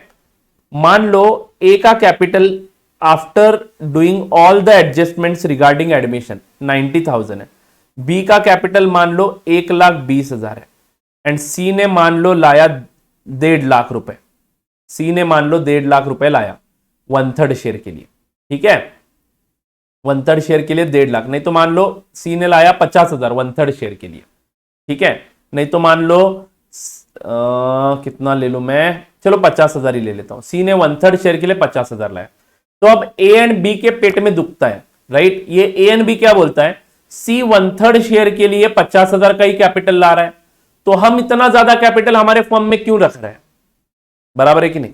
सी को कुछ कैलकुलेशन करके ही बताया होगा ना कि आप 50,000 लाओ करके, क्योंकि उतनी की रिक्वायरमेंट होगी। तो यहां पे ए एंड बी को प्रॉब्लम हो सकता है। तो ये 3 लोग मिलकर क्या डिसाइड करते हैं कि कुछ भी हो जाए हम हमारा प्रॉफिट शेयरिंग रेशियो जैसा है ना वैसा ही कैपिटल रखेंगे। तो बच्चों इस केस में सी के कैपिटल को बेस कैपिटल मानते हुए पूरे फर्म का कैपिटल निकालना है हमें। तो सी अगर 1/3 शेयर के लिए 50,000 रुपए ला रहा है तो पूरे एक शेयर के लिए कैपिटल कितना होना चाहिए वो हमें कैलकुलेट करना है। तो 50,000 इंटू 3/1, तो 1.5 लाख रुपए पूरे फर्म का कैपिटल होना चाहिए। और ये 1.5 लाख अगर तीनों में बांटा जाए तो 50,000 ए का कंट्रीब्यूशन होना चाहिए, 50,000 बी का कंट्रीब्यूशन होना चाहिए और 50,000 सी का कंट्रीब्यूशन होना चाहिए। अब सी ने कितना कंट्रीब्यूट किया है, ऑलरेडी 50,000 कंट्रीब्यूट कर लिया है, बराबर है ना बच्चों। ए ने कितना कंट्रीब्यूट किया है 90,000, बट बेटा सी ए को रखना है सिर्फ 50,000, यानी ए को 40,000 रुपए वापस देने पड़ेंगे, ठीक है। एंड बी को 1,20,000 रुपए रखे बी ने, तो बी को 70,000 वापस देने पड़ेंगे। तो ये एडजस्टमेंट जो कर रहे हैं हम लोग इसको हम बोलते हैं कि एडजस्टमेंट ऑफ कैपिटल कंट्रीब्यूशन, ठीक है। इसको मैंने बहुत ही आसानी से स्टेप वाइज डिवाइड करके दिया है आपको, ठीक है। तो calculation is very very simple. Sometimes it is told in the question to adjust the capital, अगर बताया है तो ही करना है बच्चों, वरना इसको हद भी मत लगाओ, कैपिटल जैसा दिख रहा है वैसा दिखा दो। लेकिन आपके क्वेश्चन में एक लाइन में कहीं पे लिखा हुआ है कि adjust the capital of all the partners in their new PSR, then बच्चों आपको ये एडजस्टमेंट करना पड़ेगा। After admission and also it is told that whatever balance is required to bring in, अगर कुछ अमाउंट लाना पड़ रहा है तो वो लाएंगे भी, एंड कुछ अमाउंट अगर पे ऑफ करना पड़ रहा है तो वो देना भी पड़ेगा, जैसे कि मेरे एग्जांपल में मैंने बताया। For such adjustment following steps are to be followed. पहला स्टेप, नए पार्टनर का कैपिटल कंट्रीब्यूशन बेस कैपिटल मानो, यानी हमेशा सी का ही कैपिटल बेस कैपिटल मानना है। क्यों सर, ऐसा क्यों? क्योंकि बहुत ही आसान है बच्चों, सी को आपने पार्टनर करके एडमिट कर लिया है और उसको एक बार कमिटमेंट दी है ना आपने कि तुम 1/3 शेयर के लिए 50,000 रुपए ही लाओ। तो अगर एक बार सी को आपने 50,000 लाने के लिए बोला है, मान लो ए का कैपिटल बेस कैपिटल मानते हो, तो इट मे पॉसिबल दैट सी को और कंट्रीब्यूट करना पड़े, तब सी बोलेगा कि नहीं मैं और कंट्रीब्यूट नहीं कर सकता। तो best way is to treat C's capital as base capital. The best way is to treat C's capital as base capital. Now consider this new partner share of profit, 1/3 share है, and calculate the total capital required to be maintained by the firm. अब ये कैसे करना है? Simple है बेटा, ऐसे लिखना है, 1/3 शेयर के लिए सी ला रहा है 50,000, पूरे फर्म का शेयर सबका मिला के 1 होता है, ये तो समझ में आता है ना मैथमेटिक्स में, ये 1 होता है, तो पूरे फर्म का कैपिटल कितना होगा? तो सिंपल है बेटा, 1 इंटू 50,000, ये देखो मैं यहां पे लिखता हूं 1 इंटू 50,000 डिवाइडेड बाय 1/3। तो इन्होंने क्या बोला है देखो, total capital of the firm कैसे निकालना है? बेस कैपिटल ले लो, यानी सी का कैपिटल यानी 50,000, मैंने भी यही लिखा है देखो 50,000 into reciprocal of a new partner share. अब रेसिप्रोकल का क्या चक्कर है मैं बताता हूं, ये देखो इसको मैं आगे फिर से सॉल्व करता हूं इस कैलकुलेशन को जो मैंने यहां पे लेफ्ट हैंड साइड में लिखा है। तो ये 50,000 इंटू 1/1/3 हुआ। अब ये 3 अगर ऊपर आता है तो क्या हो जाएगा? 50,000 इंटू 3/1 हो जाएगा, बराबर है ना? ये 3/1 इज रेसिप्रोकल ऑफ 1/3 है कि नहीं? रेसिप्रोकल ऑफ 1/3 है कि नहीं? यस। तो हमें क्या करना है? बेस कैपिटल लेना है and reciprocal of new partner share लेना है। यानी न्यू पार्टनर का शेयर अगर 2/3 है तो उसका रेसिप्रोकल 3/2 होगा, तो 3/2 से मल्टीप्लाई करो। क्यों? क्योंकि वो डिनोमिनेटर वाला पार्ट जब ऊपर आता है तो वो न्यूमरेटर बन जाता है। ठीक है बच्चों, तो 3/1 से यहां पे मल्टीप्लाई करना है 50,000 को, यानी 1.5 लाख रुपए आएगा। अब ये जो नया कैपिटल आया पूरे फर्म का, divide the total capital of the firm as calculated in step number 2 in new PSR. तो ये 1.5 लाख रुपए न्यू पीएसआर में बांटो, तो 50 ए को लाना पड़ेगा, 50 बी को लाना पड़ेगा, 50 सी को लाना पड़ेगा। This 50 can be considered as capital to be maintained by each partner. हर पार्टनर को इतना कैपिटल मेंटेन करना है। अब क्या करना है? Compare the actual capital with the required capital to be maintained as per step number 3। तो बच्चों ये जो आपका एक्चुअल कैपिटल आया है वो कंपेयर करो required capital to be maintain के साथ। ठीक है, any difference in step number 4 will either be contributed by partner. तो बच्चों ये मेंटेन करने लायक कैपिटल है, उसने कितना रखा है वो देखो, और अगर कुछ डिफरेंस कंट्रीब्यूट करवाना पड़ रहा है तो कंट्रीब्यूट करने के लिए बोलो, अगर कुछ ज्यादा कैपिटल उसका है तो वो रिफंड कर दो, तो वो आप वापस कर दो। ठीक है बच्चों, सो this is the adjustment of capital contribution adjustment. ठीक है, इसके ऊपर भी कुछ क्वेश्चंस है वो जरूर देख लेना। ठीक है, कभी कभार क्वेश्चन में बताया जाता है कि they want to maintain a total capital of ₹20 lakh in their profit sharing ratio. तो ये तो बिल्कुल आसान हो गया, पूरे फर्म का कैपिटल उन्होंने दिया है, मतलब ये रेसिप्रोकल से मल्टीप्लाई करने की भी जरूरत नहीं है। बहुत ही आसान एडजस्टमेंट है बच्चों, समझ में आ जाएगा। हाँ, कुछ लोगों को लाना पड़ेगा, कुछ लोगों को देना पड़ेगा, लेकिन कैश बैलेंस आपका अंत में टैली हो जाएगा। ठीक है बच्चों, यस। तो उसके बाद एक कंसेप्ट जो हमारा गुडविल के कैलकुलेशन में लेना छूट गया था, that was about hidden goodwill. Sometimes question में सिर्फ बोला जाएगा कि गुडविल का एडजस्टमेंट करो, लेकिन गुडविल का अमाउंट नहीं देंगे ये लोग। ठीक है, when the value of goodwill of the firm is not specifically given but the adjustment of goodwill is required to be done through capital account, ऐसे बोला है। तो बेटा गुडविल अमाउंट क्या करोगे, कहां से लाओगे? तो बेटा उस केस में ये हिडन गुडविल का कंसेप्ट आपको वहां पे इंप्लीमेंट करना पड़ सकता है। सर हिडन गुडविल है या नहीं है, वो कैसे निकालेंगे? हमें सिंपल है बेटा, इनकमिंग पार्टनर्स कैपिटल लेना है। हमारा इनकमिंग पार्टनर्स कैपिटल कितना था? 50,000 रुपए, यानी एडमिट सी का capital into reciprocal share of incoming partner, यानी 3/1 करना है। तो ये आएगा 1.5 लाख रुपए हमारे एग्जाम्पल के अनुसार। तो बच्चों ये 1.5 लाख रुपए आएगा, बराबर है क्या? उसमें से हमें क्या करना है? Less total capital after taking into consideration the capital brought in by the incoming partner. ठीक है, तो टोटल कैपिटल यहां पे थोड़ा सा मैं क्या करता हूं, कम करके लेता हूं। मान लो 20,000 ए का कैपिटल है, 20,000 बी का कैपिटल है और 50,000 सी का कैपिटल है। ठीक है, तो 20 + 20 + 50 यानी ये हो गया 90,000 रुपए। ठीक है, तो बच्चों ये 1.5 लाख रुपए फर्म का कैपिटल होना चाहिए था, और आप तीनों का मिला के कैपिटल है 90,000। इसका मतलब सी ने जो कंट्रीब्यूट किया है ना, सी ने जो कंट्रीब्यूट किया है ना 1.5 लाख, वो ज्यादा कंट्रीब्यूट किया है। सी ने जो अमाउंट कंट्रीब्यूट किया है ना, वो ज्यादा अमाउंट कंट्रीब्यूट किया है। Just a second my friends, C ने जो अमाउंट कंट्रीब्यूट किया है ना, वो ज्यादा अमाउंट कंट्रीब्यूट किया है और उसके हिसाब से ये गुडविल बन रहा है। तो 1.5 लाख माइनस 90,000, तो यहां पे गुडविल आ जाएगा 60,000, और 60,000 इंटू 1/3 शेयर, ये फर्म का गुडविल है बच्चों, ये फर्म का गुडविल है। ये 60,000 इंटू 1/3, सी का शेयर 20,000 रुपए का है। मतलब सी ने जो 50,000 रुपए लाए ना, सी ने जो 50,000 लाए ना, उसमें से 20,000 रुपए गुडविल के हैं, 20,000 रुपए गुडविल के हैं। समझ में आया बच्चों? सी ने जो 50,000 लाए ना, उसमें से 20,000 गुडविल के हैं। तो बच्चों सी ने कंट्रीब्यूट किया 30,000 का कैपिटल, सी ने कंट्रीब्यूट किया 30,000 का कैपिटल। अब ये 20,000 का गुडविल अगर हम पार्टनर्स कैपिटल में एडजस्ट करते हैं, तो बेटा सैक्रिफाइसिंग रेशियो 1:1 होने के कारण ए को जाएगा 10,000 एंड बी को जाएगा 10,000। अब जरा ध्यान दो बच्चों, 20 पहले का कैपिटल और ये 10 उसमें कैपिटल में गया, बी का 20 कैपिटल पहले का, 10 उसका कैपिटल में गया, तो 20 प्लस 10, ए का कैपिटल हो जाएगा 30,000, बी का कैपिटल हो जाएगा 30,000 एंड सी का कैपिटल रहेगा 30,000, क्योंकि सी का कैपिटल डेबिट होगा 20,000 गुडविल एडजस्टमेंट के बाद। ठीक है, तो तीनों का इक्वल प्रॉफिट शेयरिंग रेशो में आ जाएगा, देखो कैपिटल भी।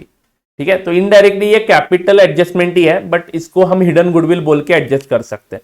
तो हिडन गुडविल निकालना कैसे है? सिंपल है, incoming partners capital into reciprocal ले लो, जो अमाउंट आएगा उसको कंपेयर करो capital accounts after taking into consideration capital brought in by the incoming partner. तो इसके ऊपर एग्जांपल सॉल्व करके जरूर जाना है आपको। ठीक है, तो हिडन गुडविल का एडजस्टमेंट कैसे पता चलेगा बच्चों? आपके क्वेश्चन में गुडविल का अमाउंट नहीं दिया जाएगा, बट आपको क्वेश्चन में एक लाइन बताया जाएगा कि गुडविल जो कुछ भी है वो आप पार्टनर्स के कैपिटल के थ्रू एडजस्ट करो। ठीक है, तो उस केस में इस प्रकार का वैल्यूएशन करके आप लोगों को गुडविल की अमाउंट निकालनी पड़ सकती है। अभी तक तो ऐसा क्वेश्चन आया नहीं है, बट अगर आया तो you should be ready for that. ठीक है, तो yes, this is it, these are the all things which you should do in case of admission of a partner. ठीक है बच्चों, आई होप आपको ये एडमिशन ऑफ ए पार्टनर का part समझ में आ चुका होगा। ठीक है, अब बढ़ते हैं अगले यूनिट की ओर, लेकिन उसके पहले आप लोग मुझे बताओगे कि is there any doubt in admission of a partner. आज हम 3 यूनिट खत्म करके ही रुकेंगे। ठीक है, अब आगे के यूनिट को ज्यादा समय नहीं लगेगा, क्योंकि उसमें से बहुत सारे एडजस्टमेंट ऑलरेडी हम लोगों ने डिस्कस किए हैं, उसमें क्या चेंजेस होंगे वो सिर्फ डिस्कस करने हमें। ठीक है, चलो कोई डाउट है तो ठीक है, नहीं तो आप बोल दो कि सर आगे बढ़ सकते हो।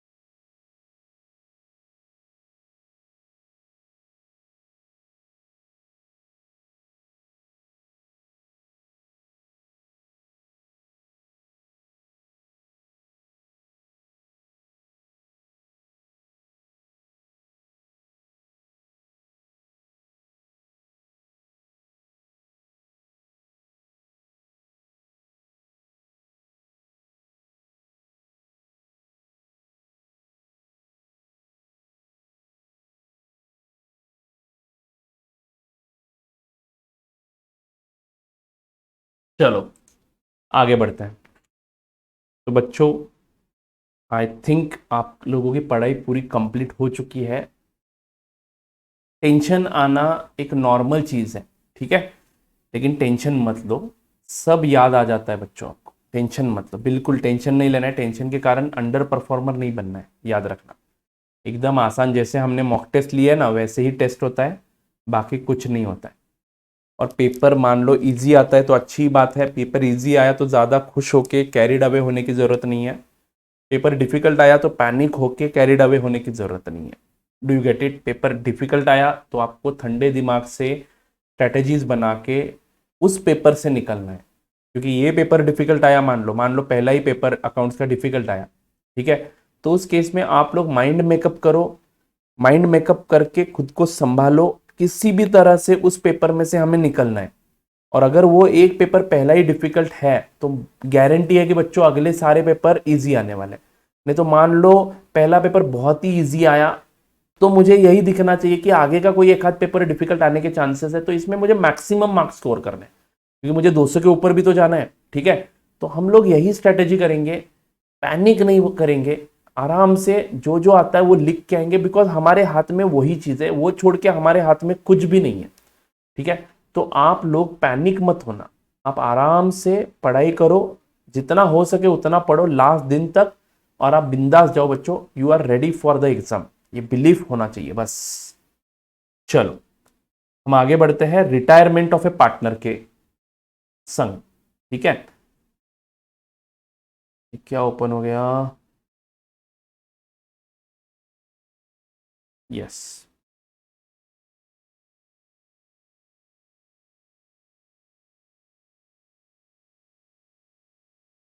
हाँ जी।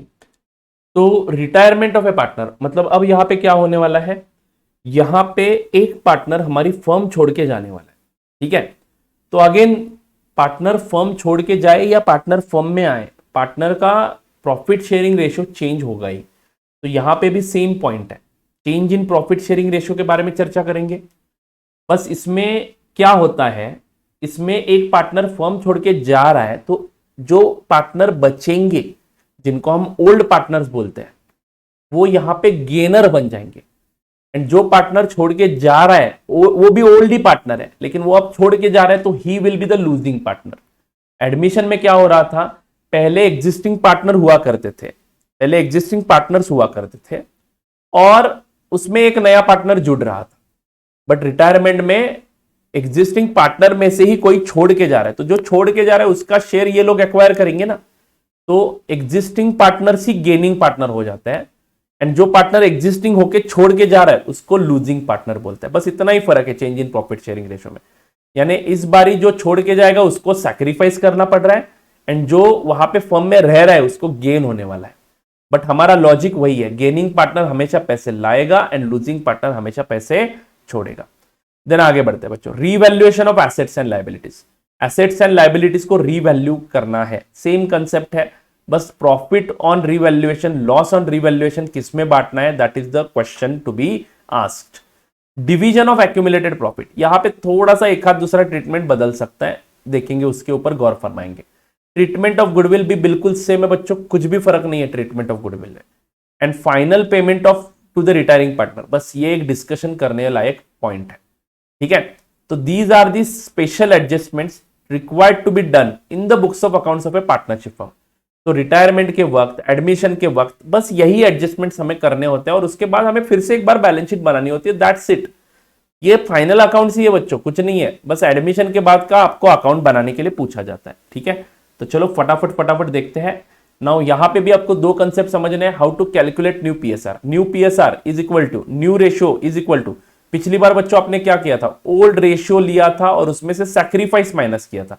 बट बच्चों अभी जो पार्टनर बचेंगे उनका ही न्यू रेशियो निकालना है ना हमें, तो एग्जिस्टिंग पार्टनर जो फर्म को कंटिन्यू करने वाले हैं उनका new ratio is equal to their old ratio plus whatever share they have acquired of the outgoing partner. Outgoing partner का जो शेयर ये लोग एक्वायर कर रहे हैं वो एडिशन करना है, उसको गेन बोलते हैं बच्चों।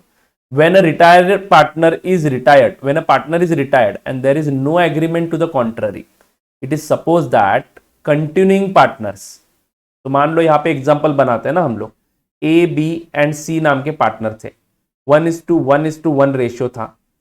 अब सी छोड़ के गया और ए बी का नया रेशियो हो गया 1:1। तो यहां पे जाहिर सी बात है सी का ये जो 1/3 शेयर है उसमें से आधा शेयर ए ने लिया और आधा शेयर बी ने ले लिया। अगर क्वेश्चन में नहीं बोला है कि सी का शेयर ए ने कितना लिया और बी ने कितना लिया, तो हमेशा हमें यही मानना है कंटिन्यूइंग पार्टनर्स यानी A and B will continue to share the profits in their old profit sharing ratio.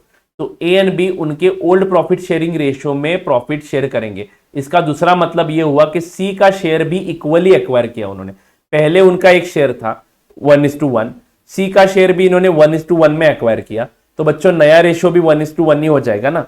Yes, so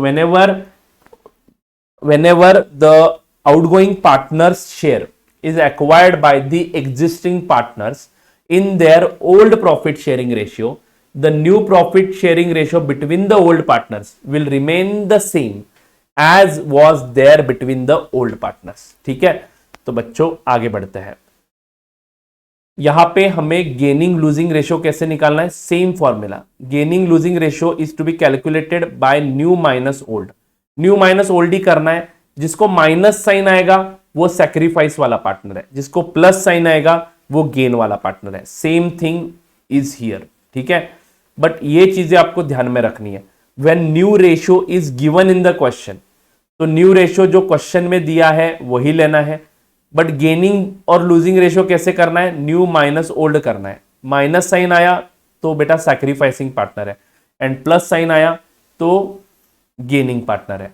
when the new ratio is not given in the question, तो हमें एज्यूम करना है कि देयर ओल्ड रेशियो में ही उन्होंने नए partner outgoing partner का share acquire किया है, तो the same old ratio between them he उनका न्यू रेशियो हो जाएगा. ठीक है, जो उनका ओल्ड रेशियो था वही उनका न्यू रेशियो हो जाएगा, and the same old ratio between them he sacrificing ratio होगा, गेनिंग रेशियो होगा. ठीक है बच्चों, व्हेन द गेनिंग और losing between the gaining losing ratio between the partner is given, then बच्चों न्यू रेशियो कैसे निकालना है, ओल्ड रेशियो प्लस गेन लेना है.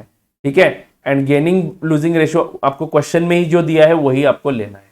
ठीक है, बट मैं आपको बता रहा हूं बच्चों, एक बार आपने न्यू रेशियो निकाला, ओल्ड रेशियो निकाला, तो बात खत्म है. New minus old is equal to gain और लॉस. आगे बढ़ते हैं बच्चों.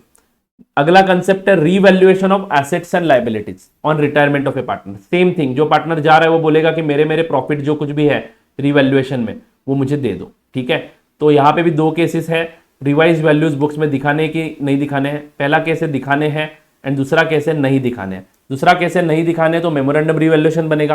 पहला केस है दिखाने हैं, रिवैल्यू फिगर्स अगर बुक्स में दिखाने हैं तो केस 1 में जाते हैं हम लोग. केस 1 में हम लोग उसी तरह से रिवैल्यूएशन अकाउंट को डेबिट क्रेडिट करेंगे. एसेट बढ़ता है, लायबिलिटी घटता है, उसके अकॉर्डिंगली आप लोग एंट्रीज करोगे. आपके रिवैल्यूएशन अकाउंट में फाइनली प्रॉफिट आएगा या लॉस आएगा, बताना है बच्चों. रिटायरमेंट के केस में रिवैल्यूएशन पे हुआ प्रॉफिट कितने पार्टनर्स में बांटोगे, ऑल पार्टनर्स में बांटोगे या कंटिन्यूइंग पार्टनर्स में बांटोगे.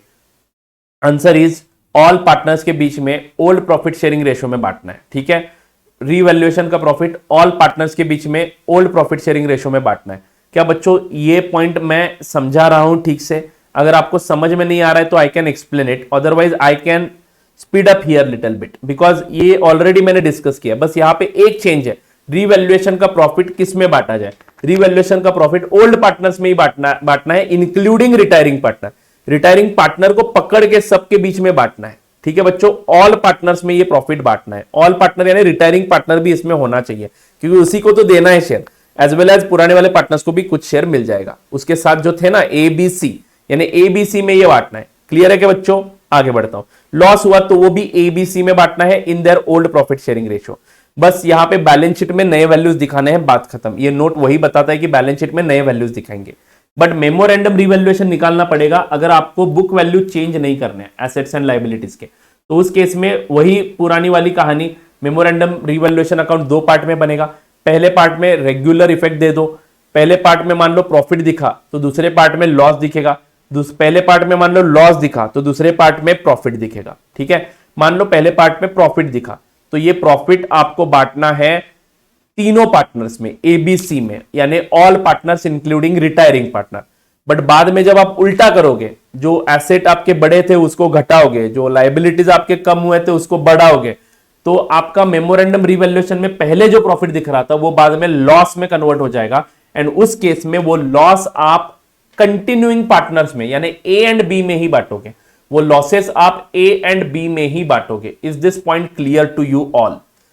वो लॉसेस आप ए एंड बी में बांटोगे. ठीक है बच्चों, आगे बढ़ता हूं. ठीक है, तो मेमोरेंडम रिवैल्यूएशन अकाउंट आप नहीं बनाना चाहते हो, मेमोरेंडम रिवैल्यूएशन अकाउंट आप नहीं बनाना चाहते हो तो आप एक वर्किंग नोट बनाओ प्रॉफिट लॉस का. उसमें मेमोरेंडम रिवैल्यूएशन नहीं बनाना चाहते हो और प्रॉफिट दिखा, मान लो रिवैल्यूएशन पे प्रॉफिट दिखा तो रिवैल्यूएशन का प्रॉफिट गेनिंग लूजिंग रेशियो में बांट दो पार्टनर्स के बीच में. जो पार्टनर्स को गेन हो रहा है उसको डेबिट करो एंड जो पार्टनर्स को लॉस हो रहा है उनको क्रेडिट कर दो. तो gaining partners capital account will be debited and losing partners capital account will be credited. अगर आप ये फॉलो करना चाहते हो तो ये फॉलो कर सकते हो. सर ये फॉलो कब करना है? बाय द वे क्वेश्चन में बताया कि don't open revaluation account and adjust the revaluation profit through partners capital account directly. Directly बोला तो ही ये करना है, अदरवाइज रीवैल्यूएशन अकाउंट बनाना है। ठीक है बच्चों, चलो आगे बढ़ते हैं। अब जरा सा फोकस करेंगे, ये पॉइंट इंपॉर्टेंट है, देखो ये पॉइंट इंपॉर्टेंट है। If the continuing partners decide not reserve जो बैलेंस शीट में दिखते हैं ना, क्रेडिट बैलेंस, रिजर्व का credit balance. If the continuing partners, यहां पे A B and C partners है, सी रिटायर हो रहा है बच्चों, सी रिटायर हो रहा है। ठीक है, सी रिटायर हो रहा है, सी को छोड़ेंगे आप। कंटिन्यूइंग पार्टनर कौन है? A and B. इन लोगों ने डिसाइड किया not to show the balance of reserve in the balance sheet. तो जो कुछ भी, मान लो 30,000 का रिजर्व है और इनका प्रॉफिट शेयरिंग रेशियो पहले 1:1 था, अब नया रेशियो भी 1:1 है ए एंड बी के बीच में। तो ये फुल अमाउंट जो है ना 30,000 रुपए का, वो तीनों में बांट देना है। यानी ए को 10 देना है, बी को 10 देना है, सी को 10 देना है, बात खत्म। In all partners including retiring partner in old PSR, amount बांट देना है, क्योंकि रिजर्व आप बैलेंस शीट में दिखाना ही नहीं है सी के रिटायरमेंट के बाद। बट मान लो बेटा ए एंड बी ने डिसाइड किया, A and B have decided to continue showing the balance in reserves in the balance sheet. ठीक है, तो बैलेंस शीट में ये रिजर्व दिखाना चाहते हैं। उसमें भी दो कंडीशंस आएंगे फिर। इफ द अदर्स यानी A and B continue at there old profit sharing ratio, adjust the retiring partner share only. तो बच्चों 30,000 का रिजर्व है, अगर ए एंड बी का पुराना वाला रेशियो 1:1 था और नया वाला रेशियो भी 1:1 है, जो कि हमारे एग्जांपल में है, देखो, क्योंकि पहले वो ए बी सी 1:1 में शेयर करते थे, अब ए एंड बी भी 1:1 में, यानी ए एंड बी के बीच का रिलेशन चेंज नहीं हुआ है। तो अगर ऐसा सिचुएशन है तो सी का जो शेयर है वो उसको दे डालो। Only retiring partner share may be transfer to his capital account, balance reserve will be shown in the balance sheet. तो सी का जो शेयर है, मतलब 30,000 में सी का शेयर कितना है? 1/3। तो 10,000 रुपए बस सिंपली सी को दे दो और 20,000 रुपए का बैलेंस रिजर्व में ही रख दो, क्योंकि आपके पार्टनर्स, कंटिन्यूइंग पार्टनर्स, उसको रिजर्व का बैलेंस वैसे ही रखना चाहते हैं, उसको हटाना नहीं चाहते हैं। नहीं तो अगर मान लो यहाँ पे ए एंड बी का कुछ अलग ही रेशियो आया 2:1, तो आपको समझना है कि यहाँ पे सैक्रिफाइस कुछ अलग रेशियो में हुआ है। तो उस केस में हमें क्या करना है? वो रिजर्व पूरा का पूरा 30,000 से डेबिट कर देना है और वो सारे पार्टनर्स के बीच में बांट देना है पुराने वाले रेशियो में। यानी ए को जाएगा 10,000, बी को जाएगा 10,000, सी को जाएगा 10,000। ठीक है, और उसके बाद फिर से वो रिजर्व क्रिएट करने का है 30,000 रुपए। तो फिर से सी को रिजर्व अकाउंट को क्रेडिट कर देंगे, बट इस बारी ए एंड बी को डेबिट कर देंगे, बट ए एंड बी को नए रेशियो में डेबिट कर देंगे, न्यू प्रॉफिट शेयरिंग रेशियो में डेबिट कर देंगे। ठीक है, तो 2:1 में डेबिट होगा ये 30,000 रुपए। ए को 2/3 शेयर जाएगा, बी को 1/3 शेयर जाएगा, बट यहां पे 1:1 में क्रेडिट हो जाएगा पुराने वाले शेयर में। ठीक है, इन दोनों की कंबाइन एंट्री अगर देखते हो तो it will be like gaining partners capital account debit to losing partners capital account. ठीक है बच्चों, ये कब करना है? सेकेंड ट्रीटमेंट ये कब करना है? अगर सैक्रिफाइस किसी अदर रेशियो में किया है तो। ठीक है बच्चों, आई होप आपको ये पॉइंट समझ में आ चुका है। Is there any doubt in this? क्योंकि ये थोड़ा सा ट्रिकी लगता है बच्चों को। किसी को डाउट है क्या इसमें? अगर नहीं है तो हम आगे बढ़ सकते हैं, आप कमेंट कर सकते हो नो करके। ठीक है, is there any doubt in this?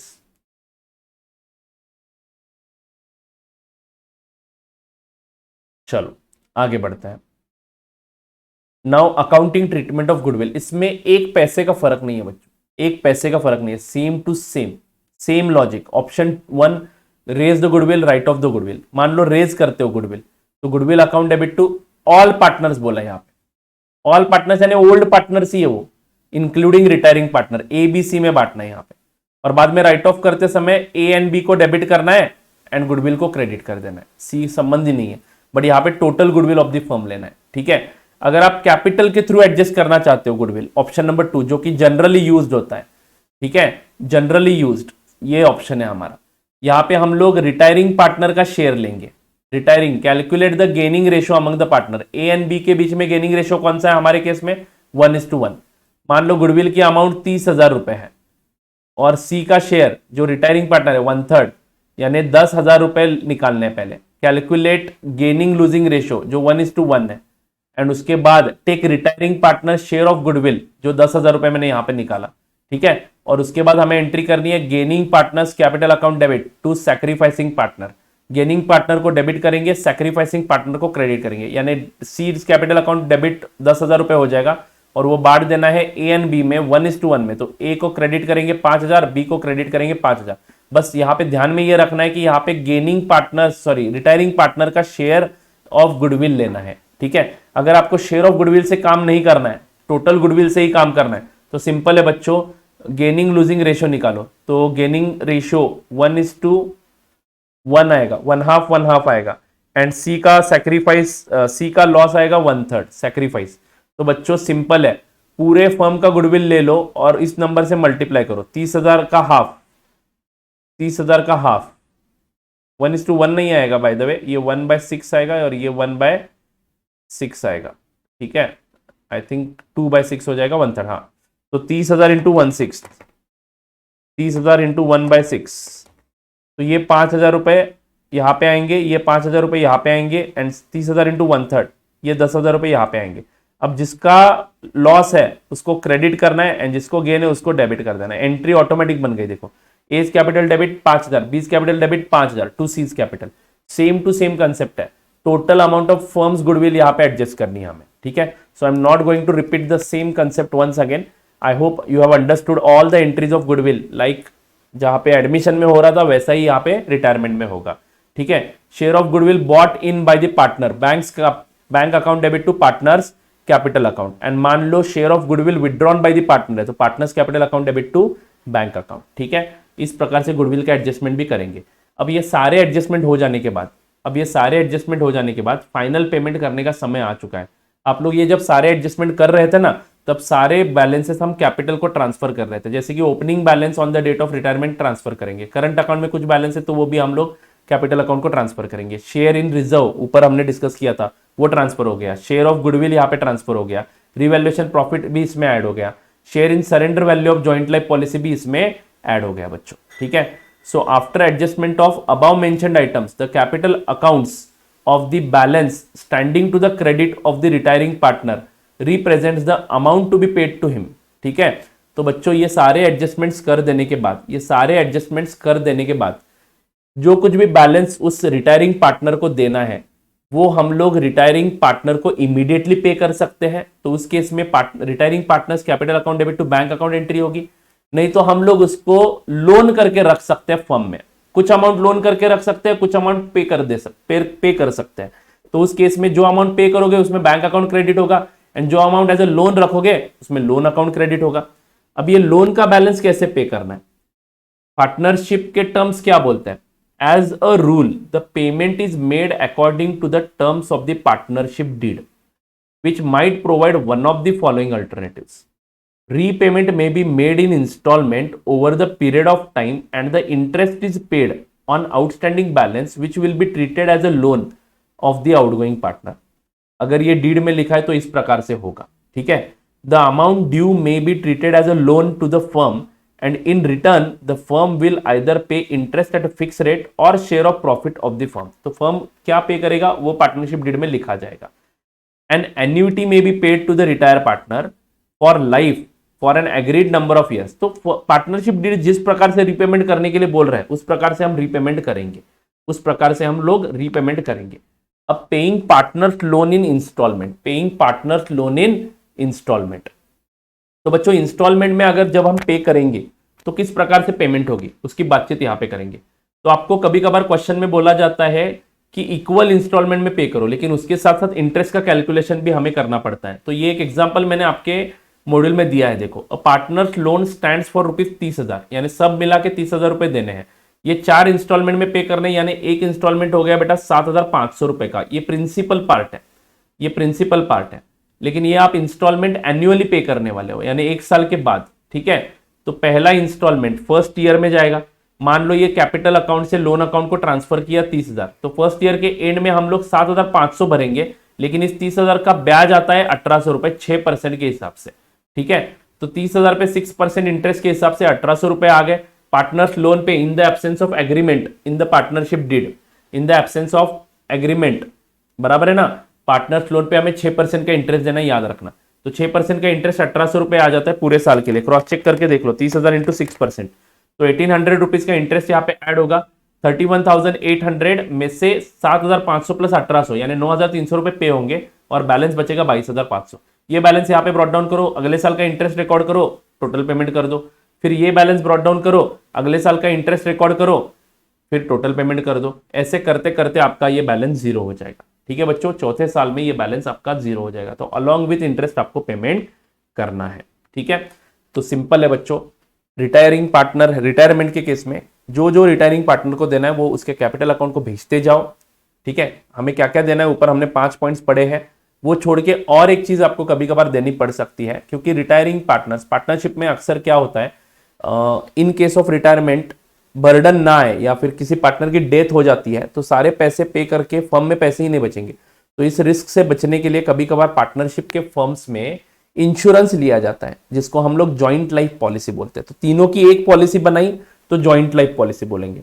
उसके साथ साथ सेवरल लाइफ पॉलिसीज भी निकाले जा सकते हैं जो आगे जाके पढ़ेंगे। ठीक है, तो जॉइंट लाइफ पॉलिसी के केस में जॉइंट लाइफ पॉलिसी का अकाउंटिंग कैसे होता है, तो बेटा बहुत ही आसान है। जॉइंट लाइफ पॉलिसी के केस में जो कुछ भी प्रीमियम का पैसा है वो हम लोग, प्रीमियम के पैसे को हम लोग कहां पे डेबिट कर देते हैं, हमारे P&L अकाउंट को, फर्म के P&L अकाउंट को डेबिट कर देते हैं। ठीक है, एक 2 मिनट का ब्रेक लेता हूं, थोड़ा सा पानी पीता हूं और उसके बाद कंटिन्यू करता हूं। एक सिर्फ 2 मिनट।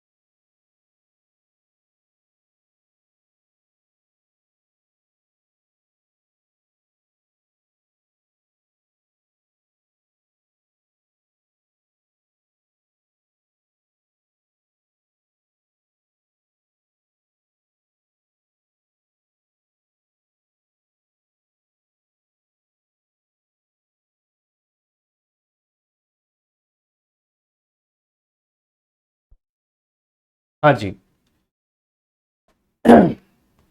तो बच्चों, फर्म्स कभी कभार जॉइंट लाइफ पॉलिसी प्रीमियम भरते हैं, तो उसका अकाउंटिंग कैसे करना है वो यहाँ पे हमें सीखना है। ठीक है, क्योंकि उसके अकाउंटिंग के हिसाब से जब वो पॉलिसी मैच्योर होगी इन केस ऑफ डेथ, वो अकाउंटिंग इसके ऊपर डिपेंडेंट है। ठीक है, तो चलो देखते हैं।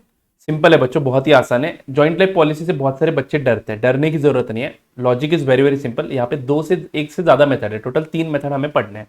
ठीक है, a partnership firm may decide to take the joint life policy on the lives of all partners। सभी पार्टनर्स के ऊपर हमने ये पॉलिसी लिया होता है। जो पार्टनर मरेगा फर्म के लिए पैसे आएंगे। याद रखना है बच्चों, पॉलिसी से जो पैसे आएंगे वो तीनों पार्टनर के हैं। अगर 3 पार्टनर्स ने अगर ये पॉलिसी ली है तो कोई भी एक मरा तो एक को पैसे नहीं मिलते हैं, फर्म को पैसे मिलते हैं। याद रखना है आपको। ठीक है, the firm pays the premium and the amount of policy is payable to the firm on the death of any partner or on maturity of policy whichever is earlier। ठीक है, the objective of taking such a policy is to minimize the financial hardship to the event of payment of large sum of legal representatives। तो ये retirement के वक्त या फिर मान लो death के वक्त फर्म पे पैसों का बर्डन ना आए, इसलिए पॉलिसी ली जाती है। बस इतना ही बताया है। चलो, अकाउंटिंग ट्रीटमेंट में हमें ज्यादा इंटरेस्ट है। प्रीमियम जो पे करते हैं उसका अकाउंटिंग ट्रीटमेंट कैसे किया जाता है। पहला मेथड है, प्रीमियम हम डायरेक्टली P&L को ही ट्रांसफर करेंगे। तो on payment of premium entry क्या होगी, joint life policy insurance premium account debit to bank account. ठीक है, और ये जो प्रीमियम अमाउंट हमने डेबिट किया है ये बाद में हम P&L को ट्रांसफर कर देते हैं। मतलब P&L को गया, इसका मतलब तीनों पार्टनर्स ने ये लॉस शेयर किया, ऐसा मतलब हुआ। देखो, about two entries will be continue till the policy gets matured. तो पॉलिसी जब प्रीमियम जब तक भरते रहेंगे तब तक ये एंट्रीज करते जाएंगे, यानी तीनों पार्टनर ने प्रीमियम अमाउंट शेयर किया है। याद रखना बच्चों, तीनों पार्टनर्स ने प्रीमियम अमाउंट शेयर किया है। In this case complete amount received from the insurance company either on a surrender of policy और on the death of a partners become a gain. तो बच्चों मान लो बीच में ही पॉलिसी सरेंडर कर दी, तो जो पैसा आएगा वो तीनों शेयर करेंगे, क्योंकि प्रीमियम तीनों ने शेयर किया था, तो पॉलिसी अमाउंट भी तीनों को शेयर करना है। On maturity of the policy जो जो अमाउंट मिलेगा वो बैंक अकाउंट में डेबिट होगा। ये डेथ के वक्त भी काम आएगा, देखो बैंक अकाउंट डेबिट होगा और ये तीनों के तीनों पार्टनर्स में इंडिविजुअली बांट देना है। तो ए बी सी में ये बांट देना है अगर मैच्योर हुआ तो, पॉलिसी मैच्योर हुआ तो। ठीक है बच्चों, अगर प्रीमियम को आपने एसेट की तरह ट्रीट किया, क्योंकि बेटा जब हम प्रीमियम भरते हैं तो हम लोग joint life policy premium account debit करते हैं, तो ये प्रीमियम अकाउंट डेबिट हुआ देखो यहाँ पे। ठीक है, अब इसको प्रीमियम नहीं बोला क्योंकि हम इसको एसेट मान रहे हैं, नहीं तो हम यहाँ पे सिंपली शब्द मान डेबिट कर देते हैं प्रीमियम अकाउंट। तो बेटा एक्सपेंडिचर हमेशा डेबिट ही होता है ना, तो इस एक्सपेंडिचर को रेवेन्यू एक्सपेंडिचर मत समझो, इसको एसेट ही समझ लो। ठीक है, तो पहली entry on payment of premium हम ये करेंगे, JLP account debit to bank. But year end को हम लोग क्या करते हैं, ये एसेट को उसके एक्चुअल वैल्यू पे लाते हैं। तो ईयर एंड को अगर हम ये पॉलिसी सरेंडर करते हैं तो बेटा इसकी सरेंडर वैल्यू हमें मिलने वाली है, यानी एसेट में हमें सिर्फ सरेंडर वैल्यू दिखानी है। तो हमें ये जॉइंट लाइफ पॉलिसी का बैलेंस, मान लो प्रीमियम 10,000 रुपए भरा है और जॉइंट लाइफ पॉलिसी की सरेंडर वैल्यू मान लो 1,000 रुपए है, तो हमारा ये 10,000 का एसेट हमें 1,000 पे लाना है। तो सर 9,000 रुपए का डिफरेंस कहां पे ट्रांसफर करेंगे, पी एंड एल को। तो बच्चों हमें उस जॉइंट लाइफ पॉलिसी अकाउंट में सरेंडर वैल्यू रखनी है और बचा हुआ पूरा अमाउंट पी एंड एल को भेजना है। तो P and L account debit to JLP account 9,000 रुपए, 9,000 रुपए की एंट्री करूंगा। तो जेएलपी अकाउंट में बैलेंस कितना रहेगा बच्चों, 1,000 रुपए, यानी joint life policy account is maintained eight surrender value. In this case amount received from the insurance company in excess of the surrender value. मान लो अगले साल आपने मतलब आपके जेएलपी अकाउंट में बैलेंस कितना रह गया, 1,000 रुपए। आपने अगले साल पॉलिसी क्या कर दी, सरेंडर कर दी। अगले साल आपको मिल गए बैंक में पैसे 2,000 रुपए, तो बैंक अकाउंट डेबिट 2,000 करेंगे to JLP account. JLP account को जो डेबिट बैलेंस था वो 0 कर देंगे, यानी पैसा जब मिलता है तो पहले जेएलपी अकाउंट का बैलेंस यूटिलाइज करो और उसके बाद जो एक्सेस पैसे मिलते हैं वो ऑल पार्टनर्स में बांट दो, वो ऑल पार्टनर्स में बांट दो। Do you get it? क्योंकि अभी रिटायरमेंट के वक्त सरेंडर करने के भी चांसेस है, तो सरेंडर किया तो इस प्रकार से एंट्री बनेगी। ठीक है, मान लो पॉलिसी ए एंड बी ने कंटिन्यू करने का डिसीजन लिया। मैं एक क्वेश्चन पूछता हूं बच्चों, आपका नॉलेज टेस्ट करना चाहूंगा। मान लो ऐसी एक जेएलपी हम तीनों ने लेके रखी थी, एबीसी ने। सी रिटायर हो रहा है तो सी पैसे मांग रहा है कि उसमें जो कुछ भी सरेंडर वैल्यू है वो जेएलपी की वो मुझे चाहिए। ठीक है, अब मान लो बच्चों ए एंड बी बोल रहे कि पॉलिसी सरेंडर एक्चुअल में नहीं करेंगे, जो सी कुछ पैसा देना है वो सी को दे देंगे बट हमारे कैपिटल के थ्रू एडजस्ट करके देंगे। तो बेटा पॉलिसी सरेंडर करने की जरूरत है क्या? नहीं। ए एंड बी ने अगर डिसाइड किया है, ए एंड बी ने अगर डिसाइड किया है कि सी को जो कुछ भी देना है वो हम दे देंगे ना हमारे कैपिटल में से, तो इस केस में पॉलिसी सरेंडर नहीं होगी। तो मोस्टली रिटायरमेंट के केस में आपने जेएलपी का क्वेश्चन नहीं देखा, क्योंकि ए एंड बी खुद दे देते, आपके खुद के पॉकेट में से दे देते उसको। तो ए एंड बी के कैपिटल को डेबिट करेंगे एंड सी के कैपिटल को क्रेडिट कर देंगे। बट मान लो सच में पॉलिसी सरेंडर की तो बैंक अकाउंट डेबिट हो जाएगा फर्म का। जेएलपी अकाउंट में जो बैलेंस बचा था, हमने जेएलपी अकाउंट सरेंडर वैल्यू पे मेंटेन किया है, तो वो पहले यूटिलाइज करना है, क्योंकि उतना प्रीमियम आपका पीएनएल को नहीं गया है, याद रखना। तो बेटा पीएनएल को नहीं गया मतलब प्रॉफिट, उतना लॉस हमारे सारे पार्टनर्स ने शेयर नहीं किया है। तो बेटा मान लो सरेंडर करके 2,000 रुपए आते हैं, तो 2,000 में से 1,000 रुपए पहले यहाँ पे इस अकाउंट में एडजस्ट हो जाएंगे।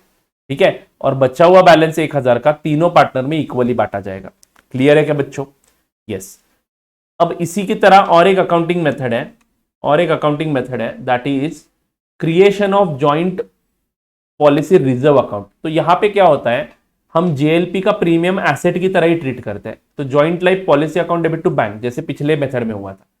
फिर हम लोग एक जेएलपी रिजर्व क्रिएट करते हैं ईयर एंड को। हर ईयर एंड को हम लोग जितना प्रीमियम है ना उतने का रिजर्व क्रिएट करते हैं। ठीक है, उतना मतलब पूरा प्रीमियम हमने पीएनएल को डाल दिया, इनडायरेक्टली पूरा प्रीमियम हमने पीएनएल को डाल दिया। फिर हम ये दोनों खाते JLP reserve as well as JLP account, ये दोनों खाते सरेंडर वैल्यू पे लाके छोड़ते हैं। अब जेएलपी अकाउंट डेबिट बैलेंस दिखा रहा है, मान लो 10,000 रुपए का है, and JLP reserve credit balance दिखाएगा 10,000 का, ठीक है, पहले साल का प्रीमियम। अब सरेंडर वैल्यू 1,000 रुपए है, तो ये अकाउंट भी 1,000 पे लाना है और ये अकाउंट भी 1,000 पे लाना है। तो बेटा जेएलपी अकाउंट को डेबिट बैलेंस होता है, उसको कम करना है, तो क्या एंट्री करेंगे हम लोग? इस बार P and L account debit वगैरह नहीं करेंगे, इस बार पी एंड एल अकाउंट को डेबिट नहीं करेंगे। After this joint life policy account is brought down to its surrender value, इस बार जेएलपी रिजर्व को डेबिट कर देंगे एंड ये जॉइंट लाइफ पॉलिसी को क्रेडिट कर देंगे, ठीक है। तो ऑटोमेटिक ये दोनों अकाउंट 9,000 से कम हो जाएंगे, ठीक है। तो after by debiting the joint life policy reserve account with the amount which exceeds the surrender value of the policy, तो एंट्री होगी JLP reserve account debit to joint life policy account, ठीक है। यानी indirectly joint life policy account में balance रहेगा 1,000 रुपए का and joint life policy reserve में बैलेंस रहेगा 1,000 रुपए का, ठीक है बच्चों। अब मान लो अगले साल सरेंडर कर दिया आपने पॉलिसी, तो सरेंडर करने पे एंट्री तो वही होगी, बैंक अकाउंट डेबिट 2,000, ठीक है। टू जेएलपी अकाउंट पहले यूज करो, joint life policy account use करो, रिजर्व की बात नहीं कर रहा हूं, joint life policy account use कर लो और 1,000 रुपए उसमें से यूटिलाइज कर लो और बचा हुआ अमाउंट पार्टनर्स कैपिटल में बांट दो। ये तो हो गया क्लियर। अब सर जेएलपी रिजर्व में जो बैलेंस है वो क्या करेंगे? वो भी आप पार्टनर्स कैपिटल में बांट दोगे ऑन मैच्योरिटी या फिर ऑन सरेंडरिंग दिस पॉलिसी, ठीक है। तो JLP reserve account debit to joint life policy account, ये एंट्री होगी एंड ये पैसे मिलने के बाद ये एंट्री होगी, ठीक है। तो आई होप कि आपको ये जेएलपी अकाउंट याद है बच्चों। क्या है, इसमें ज्यादा समय नहीं दे सकते हम लोग क्योंकि हमने ऑलरेडी ये सारी चीजें डिस्कस की है और इसके ऊपर एक दो क्वेश्चन भी सॉल्व किया हमने, तीनों मेथड से सॉल्व किया, एक ही क्वेश्चन सॉल्व किया तीनों मेथड से। तो एक बार देख लेना है आपको इसको, ठीक है, ज्यादा सीरियसली नहीं लेना है। बट हाँ जी, सरेंडर होती है पॉलिसी तो क्या ट्रीटमेंट होगी वो आपको बिल्कुल समझनी है। सरेंडर पॉलिसी अगर करते हैं रिटायरमेंट के वक्त, अभी रिटायरमेंट का चल रहा है तो रिटायरमेंट में बता दूं, सरेंडर अगर होता है तो आपको क्या करना है ये मैं बताता हूं क्योंकि ये काम की चीज है। मान लो पॉलिसी सरेंडर होती है तो बैंक अकाउंट डेबिट होगा, पैसे आएंगे हमारे पास। सबसे पहले जेएलपी अकाउंट में बैलेंस है क्या देखो, अगर बैलेंस है तो जेएलपी अकाउंट उतने अमाउंट से क्रेडिट करो एंड बचा हुआ अमाउंट सारे पार्टनर्स में इंक्लूडिंग रिटायरिंग पार्टनर में बांट दो। क्लियर है क्या बच्चों? मान लो पॉलिसी सरेंडर नहीं करने का डिसीजन लिया है, कंटिन्यूइंग पार्टनर्स ने पॉलिसी सरेंडर करने का डिसीजन नहीं लिया है, तो उस केस में कंटिन्यूइंग पार्टनर्स सी को जितना पैसा देना है ना उतना दे देंगे अपने कैपिटल से, और वो शेयर कैसे करेंगे? गेनिंग लूजिंग रेशियो में, बात खत्म, ठीक है। तो यही दो सिचुएशन पॉसिबल है, एक तो सरेंडर करोगे नहीं तो नहीं करोगे। क्लियर है बच्चों? सरेंडर किया तो बैंक डेबिट करो, जेएलपी अकाउंट को क्रेडिट करो to the extent balance available and उसके बाद जो बचा हुआ एक्स्ट्रा क्रेडिट करना है वो पार्टनर्स के कैपिटल को क्रेडिट करो, उसमें सभी पार्टनर्स को क्रेडिट करो इन ओल्ड प्रॉफिट शेयरिंग रेशियो, ठीक है। एंड जेएलपी रिजर्व में अगर बैलेंस दिखता है तो वो स्ट्रेट अवे पार्टनर्स में बांट दो, बात खत्म, ठीक है। ऐसे ही अगर सेवरल लाइफ पॉलिसी है, मतलब मान लो सोना, गब्बू एंड अमित नाम के तीन पार्टनर्स हैं, तीनों के नाम पे अलग अलग पॉलिसी ली है, ज्वाइंट लाइफ पॉलिसी नहीं, अलग अलग, ठीक है। यहां पे तो मरेगा कोई नहीं, यहां पे तीनों की सरेंडर वैल्यू निकालनी है, 10,000, 20,000 and 30,000 and total surrender value हो जाती है 60,000। इसका 1/5 शेयर किसको देना पड़ेगा? अब रिटायर हो रहा है मान लो अमित, तो अमित को 12,000 रुपए देने पड़ेंगे। अब एक्चुअल में सरेंडर करते हो तो एंट्री तो ऐसे ही होगी, बैंक अकाउंट डेबिट 12,000, सॉरी कुल मिला के आपको सरेंडर वैल्यू मिलेगी बैंक में 30 प्लस 20 50 प्लस 60,000 रुपए मिल जाएंगे। ये 60,000 रुपए स्ट्रेट अवे आप अमित सॉरी सोना, गब्बू एंड अमित में बांट दो, अमित को 12,000 मिल जाएंगे एक्चुअल सरेंडर करते हो तो। बट बेटा एक्चुअल सरेंडर नहीं करते हो, एक्चुअल सरेंडर नहीं करते हो तो कैसे एंट्री होगी? अमित को पैसा मिलना चाहिए, देगा कौन? सोना and Gabbu. You get it? कौन से रेशियो में सोना एंड गब्बू शेयर करेंगे? गेनिंग लूजिंग रेशियो में। क्लियर है क्या बच्चों? I hope separate life policy का भी ये ट्रीटमेंट आपको समझ में आ चुका है, ठीक है। तो दिस इज इट, रिटायरमेंट के ये जो सारे प्रोविजंस हैं। रिटायरमेंट में मोस्टली लाइफ पॉलिसी की ज्यादा चर्चा नहीं होती है, डेथ के केस में होती है, वो चर्चा हम डेथ में करेंगे, ठीक है बच्चों। तो ये पॉइंट मैं फिर से एक बार रिपीट करने वाला हूं जॉइंट लाइफ पॉलिसी का इन माय नेक्स्ट पीडीएफ, ठीक है। तो please tell me if there any query about retirement of a partnership, अगर है तो बोल दीजिए।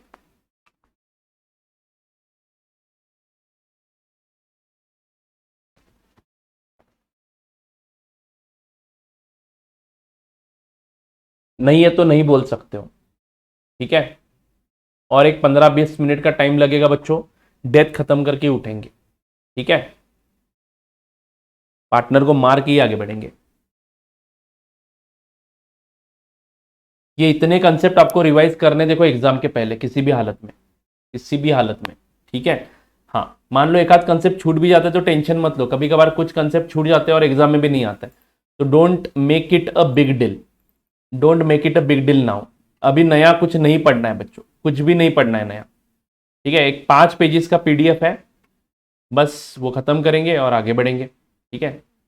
पहले तो 2-3 ऐसे ही आसान से खत्म हो जाएंगे बच्चों। रिटायरमेंट में और डेथ में कोई फर्क नहीं है, याद रखना, दोनों में सेम अकाउंटिंग ट्रीटमेंट है। बस डेथ में कौन सी अलग चीज है, डेथ में बच्चों हमें डेथ प्लान करना पॉसिबल नहीं है, तो पार्टनर कभी भी बीच में मरता है, और बीच में मरता है तो उस दिन तक का उसको प्रॉफिट का शेयर एंड इंश्योरेंस पॉलिसीज के अमाउंट, ये बस एडिशनल चीजों के बारे में हमें यहाँ पे डिस्कशन करना है। बाकी गुडविल का ट्रीटमेंट जैसे रिटायरमेंट में होता था वैसे ही होना है, रिवैल्यूएशन का ट्रीटमेंट जैसे रिटायरमेंट में होना था वैसे ही होना है।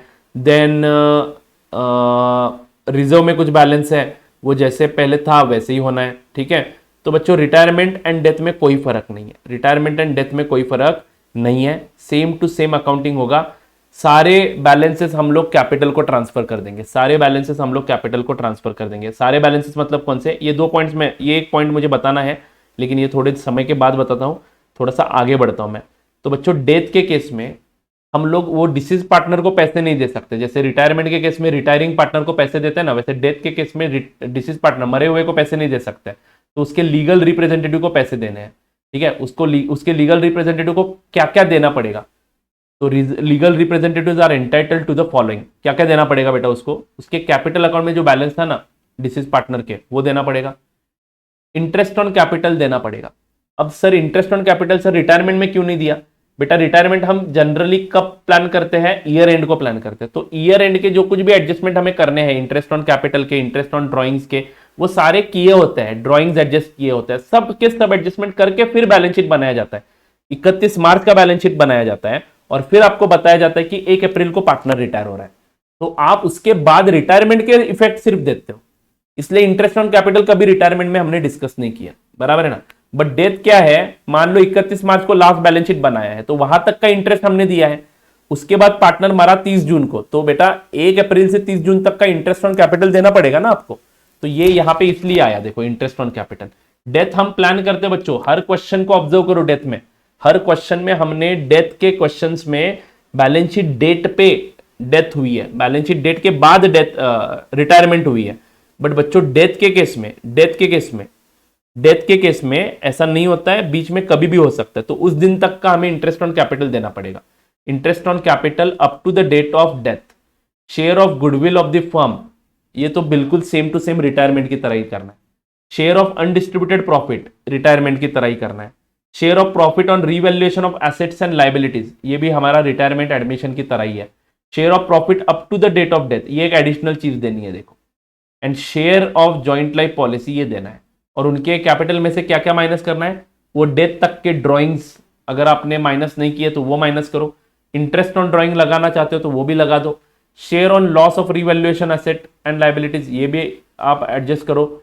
Share of loss that have occurred till the date of death, अगर जैसे प्रॉफिट दे रहे हो डेट ऑफ डेथ तक का, वैसे लॉस भी उसके अकाउंट में से माइनस हो सकता है, ठीक है। तो ये सारे एडजस्टमेंट्स हमें कैपिटल अकाउंट को करने हैं, और उसके बाद वो कैपिटल अकाउंट का बैलेंस हम लीगल एग्जीक्यूटर के नाम पे ट्रांसफर करेंगे, ठीक है। और उसको जो पेमेंट करना है वो पेमेंट आप इमीडिएटली कर सकते हो, नहीं तो उसको आप एज ए लोन रख सकते हो और उसको धीरे धीरे पे कर सकते हो, but you have to give 6%, minimum 6% interest per annum, ठीक है। ड्यू अमाउंट ड्यू है उसके ऊपर आपको ये इंटरेस्ट देना पड़ सकता है फाइनल पेमेंट तक, ठीक है बच्चों। तो ये सारी चीजें आपको डेथ में करनी है, यानी कुल मिला के डेथ में हमें एडिशनल क्या सीखना है, ये 2 पॉइंट एफ एंड जी, तो हम लोग उसकी ही चर्चा करते हैं। Calculation of profit up to the date of death, तो बच्चों कैसे निकालना ये प्रॉफिट। ऑप्शन नंबर 1 ये है कि फाइनल अकाउंट्स बनाओ, जिस दिन पार्टनर मरा उस दिन उसका अंतिम संस्कार करोगे या फाइनल अकाउंट्स बनाओगे, तो ये ऑप्शन कभी भी ज्यादातर यूज नहीं होता है। Not followed generally as closing of accounts is generally done at the year end, ठीक है बच्चों। तो वो मरने के बाद हम अकाउंट्स फाइनल तो नहीं करेंगे, तो सर उसको एस्टिमेटेड बेसिस पे प्रॉफिट देना है। मान लो फिर भी आपकी जिद है कि नहीं सर फाइनल अकाउंट बनाओ, तो फाइनल अकाउंट बनाने का पूरा प्रोसेस आपको पता है। अकाउंट्स क्लोज करो, लेजर क्लोज करो, टोटल ले लो, बैलेंस निकालो, फाइनल अकाउंट्स के एंट्रीज करो, एडजस्टमेंट करो, क्लोजिंग स्टॉक निकालो। सब करने के बाद पी एंड एल बनाओ। पी एंड एल में जो प्रॉफिट आया वो तीनों में बांट दो ना, मरे हुए पार्टनर को क्या, बाकी पार्टनर्स को भी दे दो। समझ में आया क्या? So whatever profit is shown by the profit and loss account, transfer it to the partner, बात खत्म।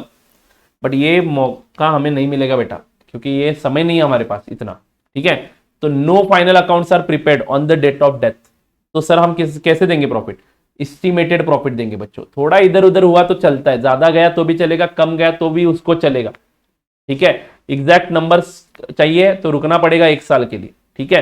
तो बच्चों एस्टिमेटेड प्रॉफिट लेना है, ठीक है, एस्टिमेटेड प्रॉफिट लेना है and simply profit and loss suspense account को डेबिट करो एंड डिसीज पार्टनर को क्रेडिट कर दो। और ये profit and loss account suspense में जो डेबिट बैलेंस आया वो आप बैलेंस शीट के एसेट साइड में दिखाओ। एक क्वेश्चन हमने सॉल्व किया था, do you remember that question? I hope so.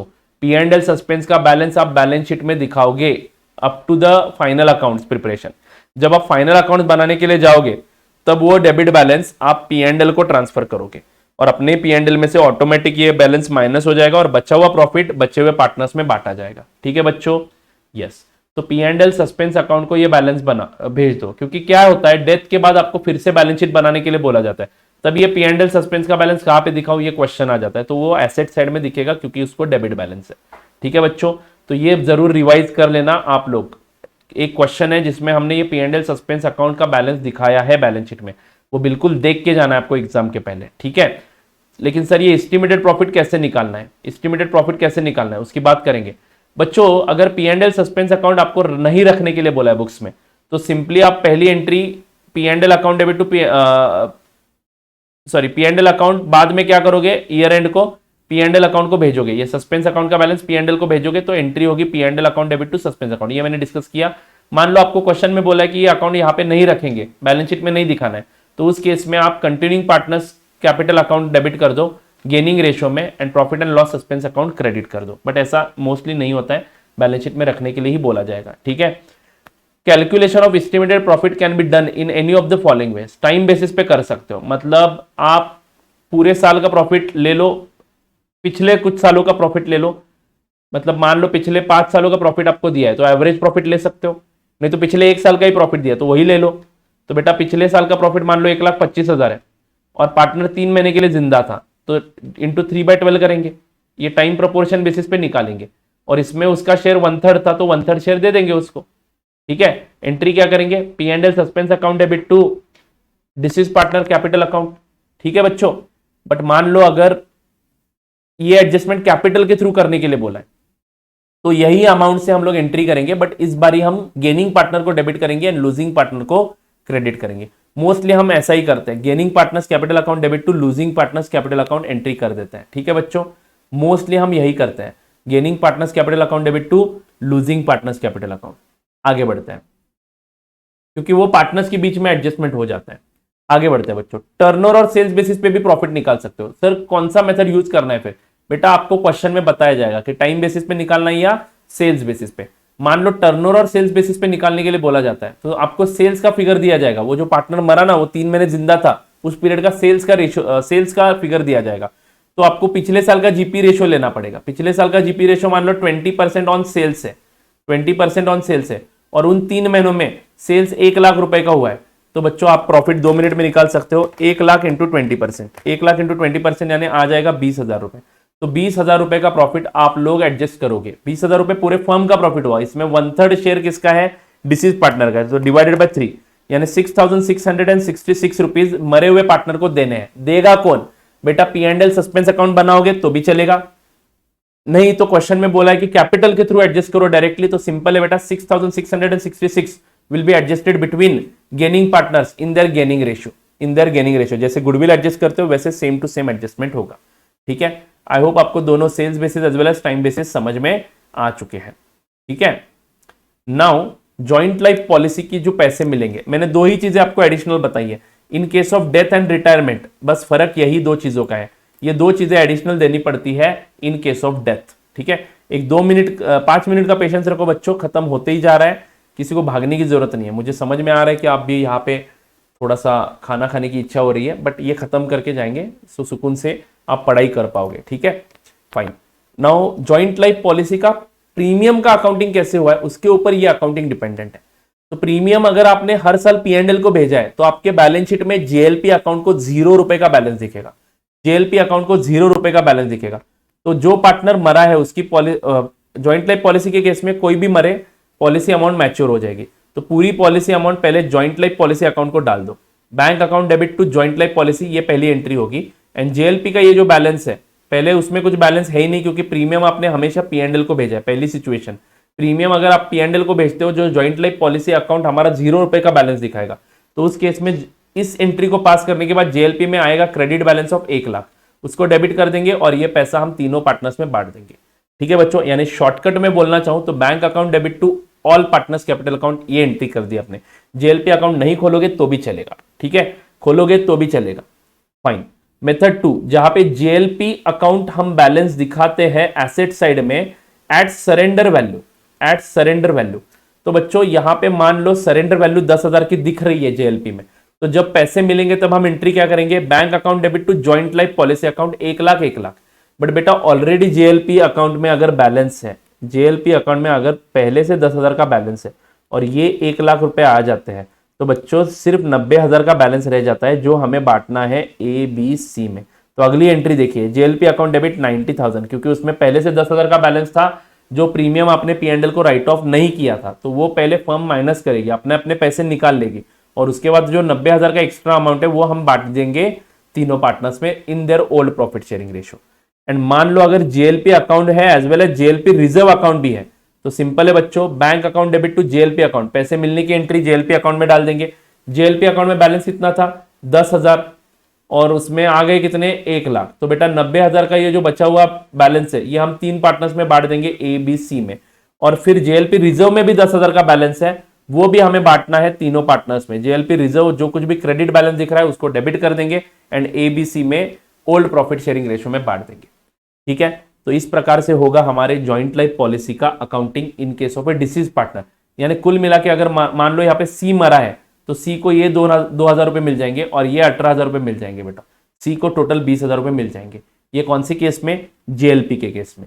But मान लो अगर आपके पास सेवरल लाइफ पॉलिसीज है, मतलब हर पार्टनर के लिए आपने सेपरेट पॉलिसी निकाल के रखी है और उन सभी का प्रीमियम आपने पीएनएल अकाउंट को डाल दिया है, तो उस केस में बच्चों, उस केस में यहां पे मरा कौन था, हमारे पिछले एग्जांपल में अमित मरा था, राइट। तो अमित के ये 3 लाख रुपए मिल जाएंगे, ये फर्म के अकाउंट में, बैंक अकाउंट में जमा हो जाएंगे।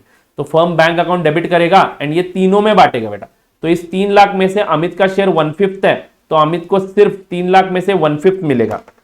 उसकी पॉलिसी मैच्योर होने पे एंट्री क्या होगी, बैंक अकाउंट डेबिट होगा, बैंक अकाउंट डेबिट होगा टू सोना, गुब्बू एंड अमित, तीनों में पैसे बांटे जाएंगे और अमित का शेयर उसमें है डिवाइडेड बाय 5, तो 60,000 रुपए अमित को, यहाँ पे 60 नहीं 3 लाख मैच्योर हो जाएंगे ना।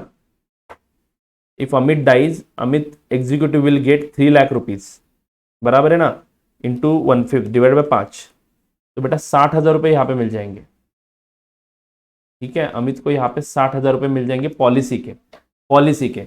एंड उसकी जो सरेंडर वैल्यू है, यहाँ पे ध्यान दो, ये 3 लाख इंटू 1/5 ये है 60,000 रुपए।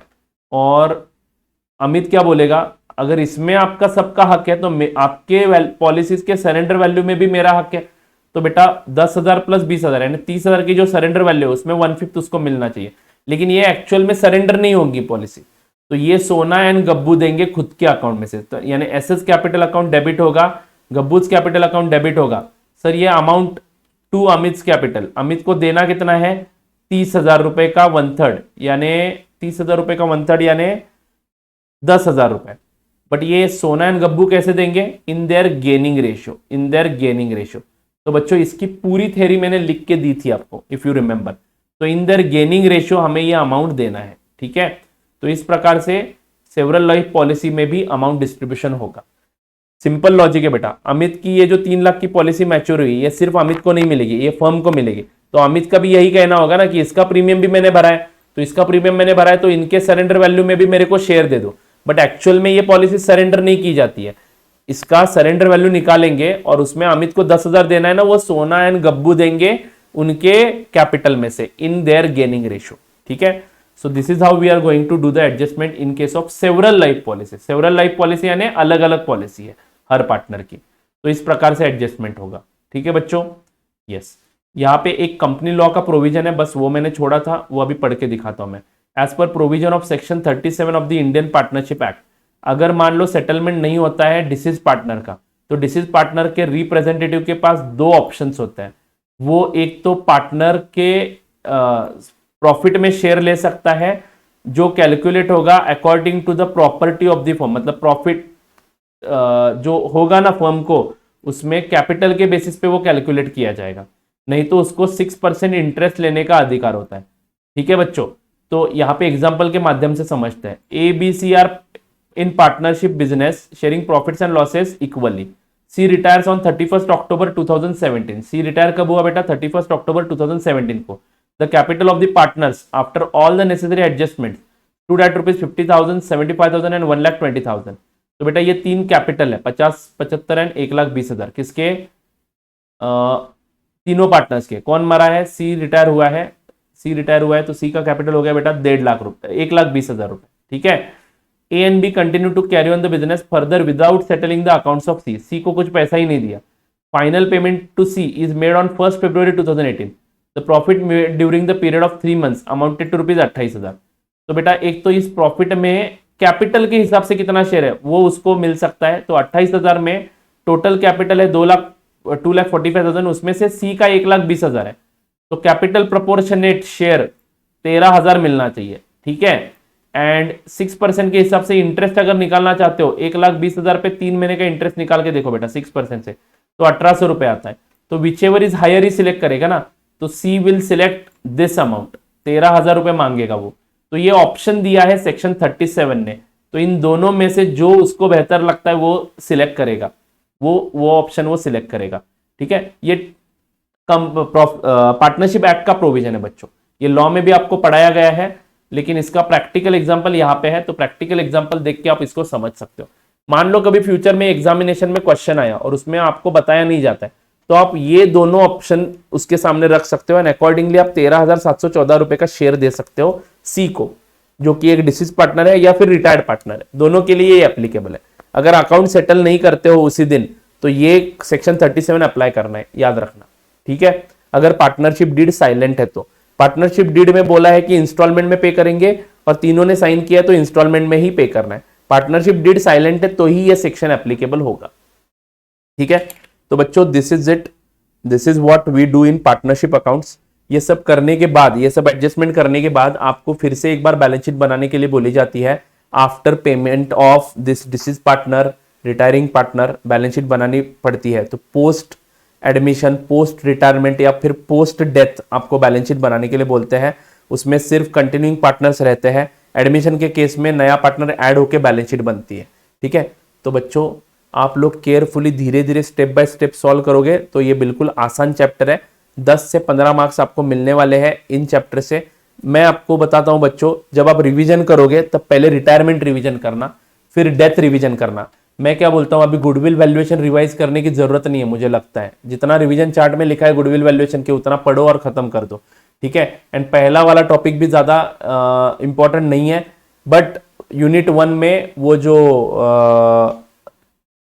P&L अप्रोप्रिएशन के क्वेश्चंस है जहां पे गारंटीड मिनिमम प्रॉफिट दिया जाता है, वो करने बहुत इंपॉर्टेंट है बच्चों, तो वो भी करके जाओ। ठीक है। तो पार्टनरशिप अकाउंट्स आप थोड़ा सा फास्ट ही करिएगा, ज्यादा समय मत दीजिएगा, क्योंकि हमने बहुत सारे क्वेश्चन ऑलरेडी सॉल्व किए हैं। एंड आई होप कि आपने की पॉइंट्स लिख के रखे हैं, वो की पॉइंट्स आप लोग रिवाइज करो अलॉन्ग विद द चार्ट्स। मैंने आज के ये जो पीडीएफ्स है जो इस मैंने लेक्चर में यूज किया है, वो मैं अभी डिस्क्रिप्शन बॉक्स में डाल देता हूँ, बाद में आप वहां से डाउनलोड कर सकते हो, ग्रुप पे भी शेयर कर देता हूँ, वहां से आप लोग देख सकते हो इसको। ठीक है, ले सकते हो। ठीक है। तो with this we have successfully completed revision of partnership accounts. Tomorrow we are going to complete the revision of non-profit making organization, and if possible I am trying to cover issue of shares also. ठीक है। तो कल हम आपका बाकी का schedule कैसे है वो देखते हुए डिसाइड करेंगे। एंड परसों के दिन मैं लास्ट रिवीजन लेक्चर लूंगा। अगर कल खत्म होता है तो कल लास्ट रिवीजन लेक्चर होगा, नहीं तो परसों के दिन लास्ट रिवीजन लेक्चर लेके मैं कंपनी अकाउंट्स का इशू ऑफ शेयर्स कंप्लीट करूंगा। मॉड्यूल 1 के मेजॉरिटी टॉपिक्स हमने कवर कर लिए हैं। चैप्टर नंबर 1 जो है वो आप लोग कर लो, थेरी है, ट्रू फॉल्स के क्वेश्चन का कंपाइलेशन दिया है, वहां से देख लो। चैप्टर नंबर 2 जो है उसके revision charts as well as एक रिकॉर्डेड लेक्चर है, वो मैं आपको शेयर कर दूंगा, क्योंकि उस पर ज्यादा समय नहीं देना है बच्चों। मैं बोलता हूं कि वो करो ही मत, उसमें सिर्फ सब्सिडरी बुक्स देखो, सब्सिडरी बुक्स इज इंपॉर्टेंट, और बाकी कुछ करने की जरूरत नहीं है। ठीक है, बाकी कुछ करने की जरूरत नहीं। जर्नल लेजर आप लोग ऑन द स्पॉट वहां पे ही सॉल्व करो, डायरेक्टली चलता है, it's okay. But subsidiary books पे एक आध क्वेश्चन आ सकता है, इसलिए सब्सिडरी बुक्स की रिवीजन थोड़ी सी करके रखो। मैं एक recorded revision lecture subsidiary books related, वो चैप्टर नंबर 1 जिसपे question, chapter number 2 process of accounting, ठीक है, प्रोसेस ऑफ अकाउंटिंग, उसको हम उसका एक रिकॉर्डेड लेक्चर मैं कल शेयर कर देता हूं, वो देख लेना समय मिला तो, नहीं तो उसको छोड़ दो, चलेगा, कोई दिक्कत नहीं। रेक्टिफिकेशन ऑफ एरर भी बहुत ही इंपॉर्टेंट चैप्टर है, वो भी आपको करना है बच्चों। ठीक है, बाकी चैप्टर नंबर 6 में average due date, account current, छोटे मोटे हैं, फटाफट फटाफट खत्म करके खत्म कर दो। ठीक है, module 2 is the most important, जिसमें बड़े क्वेश्चंस आते हैं। तो NPO and issue of shares ये हम कल रिवाइज करेंगे। कल होता है तो कल लास्ट लेक्चर होगा, मान लो कल नहीं होता है तो परसों में इशू ऑफ शेयर्स का जो बचा हुआ पार्ट है वो खत्म कर दूंगा। ठीक है, इसके बारे में मैं आपको इंस्ट्रक्शन दे दूंगा कल। बस आज का ये लेक्चर यहाँ पे समाप्त करता हूँ। आई होप आपको इसका थोड़ा सा यूज होगा एंड आप लोग पढ़ाई कंटिन्यू करो अभी। ठीक है, तो अभी खाना खाओ मस्त और पढ़ाई कंटिन्यू करो। चलो tata bye bye, see you. अगर कुछ डाउट है तो पूछ सकते हो। Any doubts?